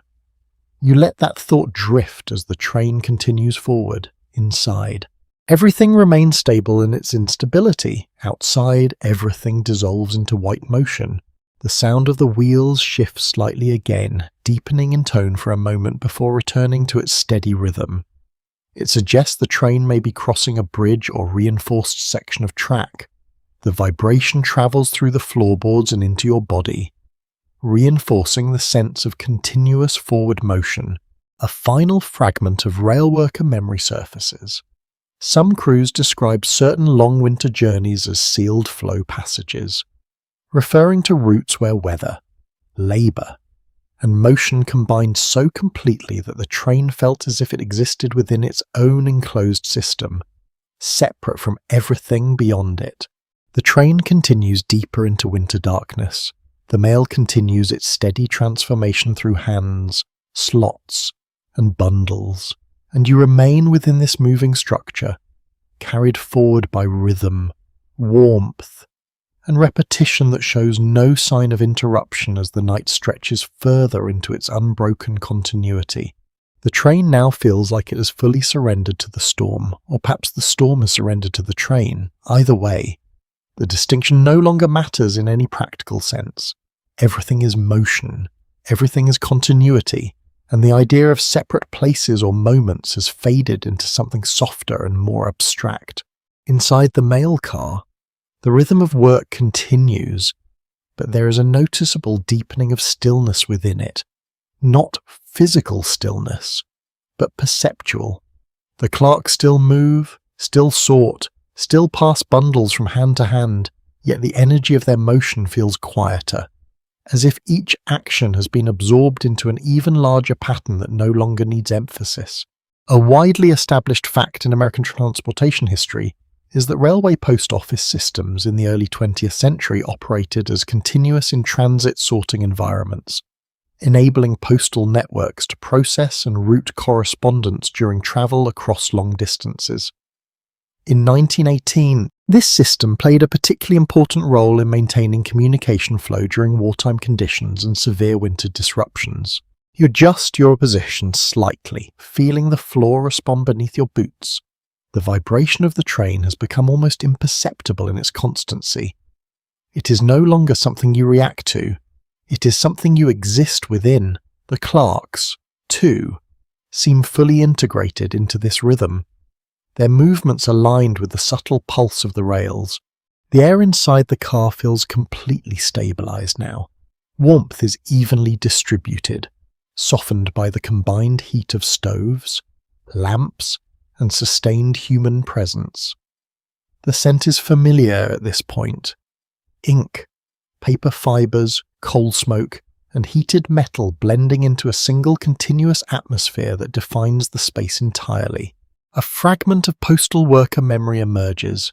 Some railway clerks used to refer to long winter routes as continuous snow passage nights, describing stretches where external weather and internal workload merged into one uninterrupted experience, making it difficult to distinguish between environment and task. Outside, the storm mobiles unbroken.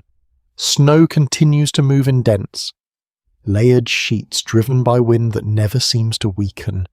There is no horizon, no visible geography, no reference point beyond the train itself. The world outside has become pure motion without structure. Inside, the sorting continues with quiet precision.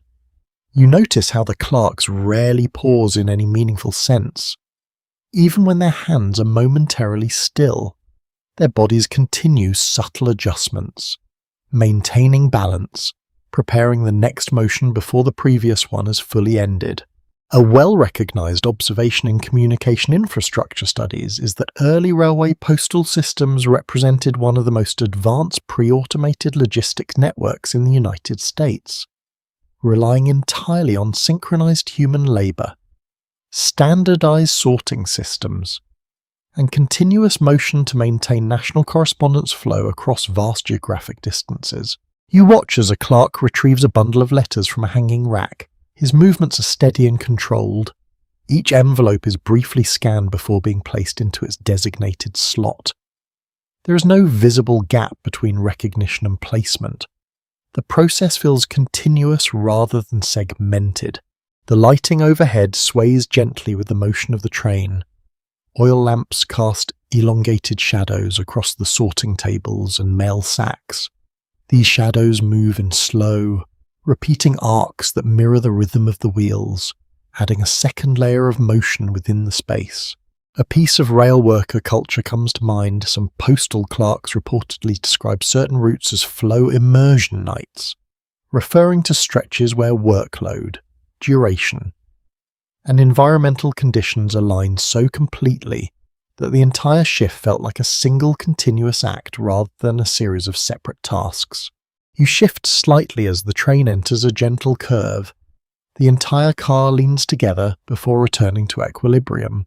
The clerks adjust instantly, their movements synchronized through long familiarity with the train's behavior rather than any conscious communication. A broadly acknowledged fact in historical communication studies is that railway mail systems significantly influenced expectations of reliable long-distance correspondence in early 20th century America, shaping how people understood communication speed, distance, and consistency during a period of rapid technological change. You begin to notice that your perception of time has become increasingly fluid. There are no longer distinct segments or transitions, only ongoing cycles of motion, sorting, and sound. The experience is no longer divided into events, but felt as a continuous field of presence. A second informal detail from postal culture appears in memory. Some clerks used to refer to particularly intense winter routes as white immersion corridors, describing stretches where weather conditions and workload combined into a continuous sensory experience that made external environment and internal activity feel indistinguishable. Inside, the rhythm of work remains unchanged. Letters move from sacks to tables, from tables to slots, and from slots into bundled stacks prepared for onward transport. Every motion feeds directly into the next without interruption. A nuanced interpretation in transportation scholarship suggests that early railway mail systems contributed to shaping public expectations of dependable communication in the United States, gradually influencing how distance, delay, and reliability were understood during a time of expanding national infrastructure and technological change. You let that thought fade as the train continues forward. Inside, everything remains stable in its instability. Outside, everything dissolves into white motion. The sound of the wheels shifts briefly again, deepening in resonance as the train crosses what may be a bridge or reinforced track section. The vibration travels through the floorboards and into your body, reinforcing the sense of continuous forward motion through an unbroken environment. A final fragment of railworker memory surfaces. Some crews described certain long winter journeys as sealed immersion passages, referring to routes where weather, labour, and motion combined so completely that the train felt enclosed within its own self-sustaining world, disconnected from anything beyond its boundaries. The train continues deeper into winter darkness. The mail continues its steady transformation through hands, slots, and bundles, and you remain within this moving structure, carried forward by rhythm, warmth, and repetition that shows no sign of interruption as the night extends further into its unbroken continuity. The night has reached a point where it no longer feels like a progression toward morning, but rather a sustained condition the train has entered and refused to leave. Outside, the storm continues with the same unwavering density, a continuous white movement that gives no indication of change or relief. It is no longer something you observe, it is something you move through. Inside the mail car, the rhythm of work persists, though it has softened into something more subdued. The clerks still sort, still pass bundles, still reach into sacks, but their motions now feel almost indistinguishable from the movement of the train itself. Everything is blended into a unified field of repetition and flow. A widely established reality in early 20th century American transportation history is that railway post office cars operated as fully functional mobile sorting environments, enabling postal workers to process and route correspondence during transit across long distances. In 1918, this system played a critical role in maintaining communication continuity during wartime and extreme winter conditions that regularly disrupted other forms of transport. You remain near the edge of the sorting area, where the motion is slightly less concentrated but still fully present. From this vantage point, the entire system is visible at once. The clerks, the tables, the lamps, the sacks, all moving within a single coordinated rhythm that feels increasingly self-contained. The air has stabilized completely. Warmth is no longer something actively maintained, but something that simply exists within the space. It is shaped by a sustained heat, human presence, and long duration. The scent of ink, paper fibers, coal smoke, and heated metal has become so familiar that it no longer registers as separate elements. A fragment of railway worker memory surfaces.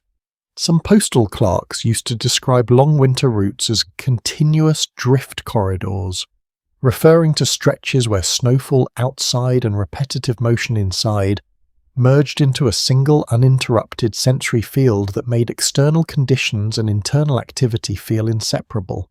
Outside, the storm remains unchanged. Snow continues to move in dense, horizontal layers driven by wind that shows no sign of weakening. There is no horizon, no terrain, no directional reference. The world beyond the glass is reduced to continuous motion without structure. Inside, the sorting continues with steady precision. You notice how the clerks have entered a state of near-automatic coordination. Their movements are still intentional, but they appear to arise without conscious deliberation, shaped entirely by repetition and familiarity.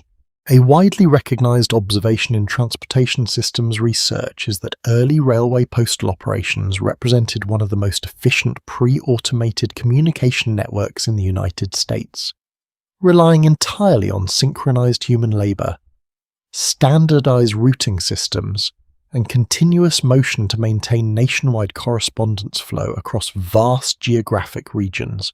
You shift slightly as the train passes over a subtle irregularity in the track. The vibration travels through the floor in a smooth wave. The clerks adjust without visible reaction, their balance shifting automatically in anticipation of the movement rather than in response to it. The lighting overhead sways gently with the train's motion. Oil lamps cast elongated shadows across the sorting tables and mail sacks. These shadows move in slow, continuous arcs that mirror the rhythm of the wheels, creating a layered visual rhythm that exists alongside the physical motion of the train. A piece of rail culture comes to mind. Some postal clerks reportedly referred to certain routes as deep flow continuity passages, describing nights where workload, duration, and environmental conditions aligned so completely that the entire shift felt like a single uninterrupted experience rather than a series of discrete tasks. You watch as a clerk retrieves a bundle of letters from a hanging rack. His movements are precise and unbroken. Each envelope is briefly scanned before being placed into a designated slot. There is no visible separation between recognition and action. The process feels continuous rather than segmented. The train enters a gentle curve and their entire car leans slightly before returning to equilibrium. The correction happens collectively and instantly. No one looks up, no one pauses. The system absorbs the motion seamlessly as part of its structure. A broadly acknowledged fact in communication infrastructure history is that railway mail systems played a significant role in shaping early expectations of reliable long-distance correspondence in the United States, influencing how people understood communication speed, distance, and consistency during a period of rapid technological expansion. You begin to notice how your perception of time has softened further. There are no longer distinct moments or segments, only continuous cycles of motion, sorting, and sound. The experience feels less like a sequence and more like a sustained presence. A second informal detail from postal culture appears in memory. Some clerks used to refer to particularly intense winter routes as white drift immersion corridors, describing stretches where weather conditions and workload combined into a continuous sensory field that blurred the distinction between environment and labour. Inside, the rhythm of work remains unchanged. Letters move from sacks to tables, from tables to slots, and from slots into bundled stacks prepared for onward transport. Every motion flows directly into the next without interruption. A nuanced interpretation in transportation scholarship suggests that early railway mail systems contributed to shaping public expectations of dependable communication in the United States, gradually influencing how distance, delay, and reliability were understood during a period of expanding national infrastructure and technological change. You let that idea dissolve as the train continues forward. Inside, everything remains stable in its instability. Outside, everything dissolves into white motion. The sound of the wheels shifts briefly again, deepening in resonance as the train crosses what may be a reinforced bridge section. The vibration moves through the floorboards and into your body, reinforcing the sense of continuous forward motion through an unbroken environment. A final fragment of railworker memory surfaces. Some crews described certain long winter journeys as sealed flow immersion passages, referring to routes where weather, labour, and motion combined so completely that the train felt enclosed within its own self-sustaining system, separate from anything beyond its boundaries. The train continues deeper into winter darkness. The mail continues its steady transformation through hands, slots, and bundles, and you remain within this soothing structure, carried forward by the rhythm, warmth, and repetition that shows no sign of interruption as the night moves toward its final approach. The night has reached its final stretch, though there is no sudden signal that tells you it is ending. There is no clear boundary where darkness becomes morning. Instead, it is a gradual thinning, a subtle change in the weight of the storm outside, as if the world itself is slowly exhaling after holding its breath for too long. Inside the mail car, the rhythm of work continues, but something about it feels slightly softened now, not slower, not less precise, but gently eased, as if the long continuity of motion has begun to approach its natural conclusion. The clerks still sort, still pass bundles, still reach into sacks, but their movements feel less like endurance and more like completion. A widely established reality in early 20th century American transportation history is that railway post office systems functioned as continuous mobile sorting environments, allowing postal workers to process and route correspondence during transit across vast distances. In 1918, this system was essential to maintaining communication networks during wartime and severe winter disruptions, ensuring that mail could still reach cities and rural communities without interruption. You remain near the edge of the sorting area, though your attention is no longer anchored to any specific point. Everything feels unified now. The clerks, the tables, the lamps, the sacks, even the motion of the train itself. All appear as parts of a single continuous structure that has carried you through the entire night. The air inside is fully settled. Warmth is no longer something you notice in parts. It exists evenly throughout the space, shaped by long duration and constant presence. The scent of ink, paper fibres, coal heat, and metal has become indistinguishable from the environment itself, no longer registered as separate elements but as one cohesive atmosphere. A fragment of railway worker memory surfaces quietly. Some postal clerks used to describe the final hours of long winter routes as continuity calm, referring to the period when sustained repetition and fatigue merged into a steady state where time felt both extended and resolved. Outside, the storm begins to feel slightly different, not weaker in a dramatic sense, but less absolute. The snow still moves, but there are subtle variations now, faint thinning in the density of white motion. It is not yet morning, but something in the storm's intensity has begun to loosen. Inside, the sorting continues with steady coordination. You notice how the clerk's movements are still precise, but there is a subtle easing in their rhythm. The urgency that defined earlier parts of the night has softened into sustained completion. Bundles are still formed, letters still sorted, but the system feels as if it's approaching closure. A widely recognized observation in transportation systems history is that early 20th century railway postal operations represented one of the most efficient pre-automated communication networks in the United States, relying entirely on synchronized human labor, standardized routing systems, and continuous motion to maintain nationwide correspondence flow across vast geographic regions. You shift slightly as the train moves over a section of track that feels smoother than before. The vibration is still present, but it carries less intensity. The clerks adjust without thought, their balance already aligned with the motion of the train in a way that no longer requires visible correction. The lighting overhead sways gently, but even that motion feels less pronounced. Oil lamps cast softer shadows across the sorting tables and mail sacks. The movement of light and shadow is still present, but it no longer feels layered or complex. It feels unified, simplified, as if everything is gradually settling. A piece of rail culture comes to mind. Some postal clerks reportedly refer to the final phase of long night runs as closing flow periods, describing the sensation when sustained work and continuous motion began to taper naturally into a calmer rhythm without abrupt transition. You watch as a clerk completes a sorting cycle and ties off a bundle with practiced precision.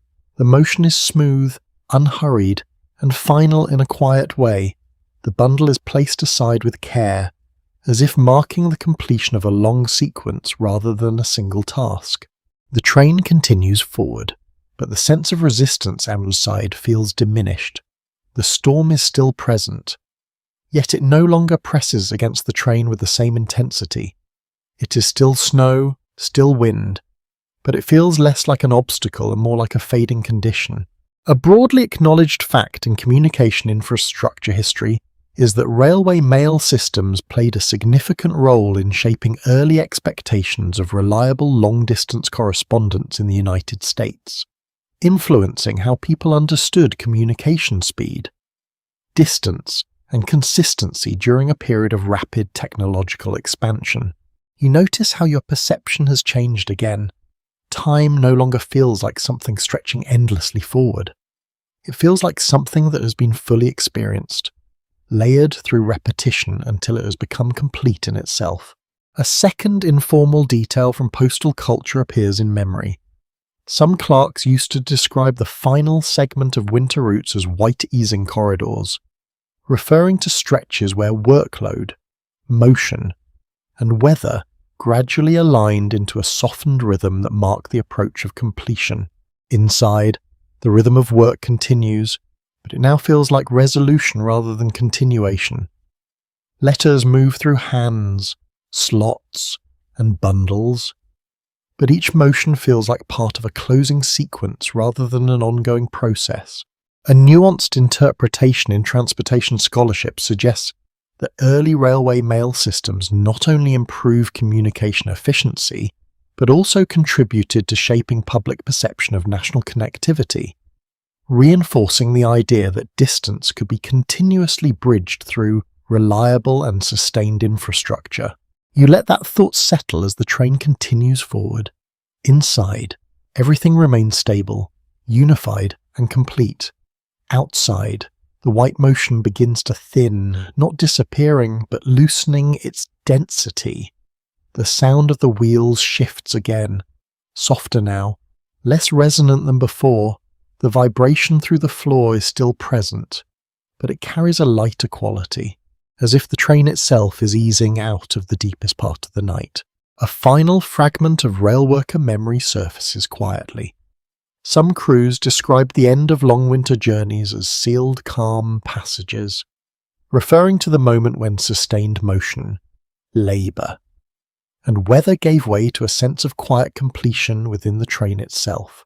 The train continues forward, but the feeling has changed. The mail continues its final cycles of sorting and bundling, and you remain within this woven structure, now carried not through deep night, but toward its gentle conclusion, as the storm slowly loosens and the long passage begins to resolve into silence and approaching light. Sweet dreams.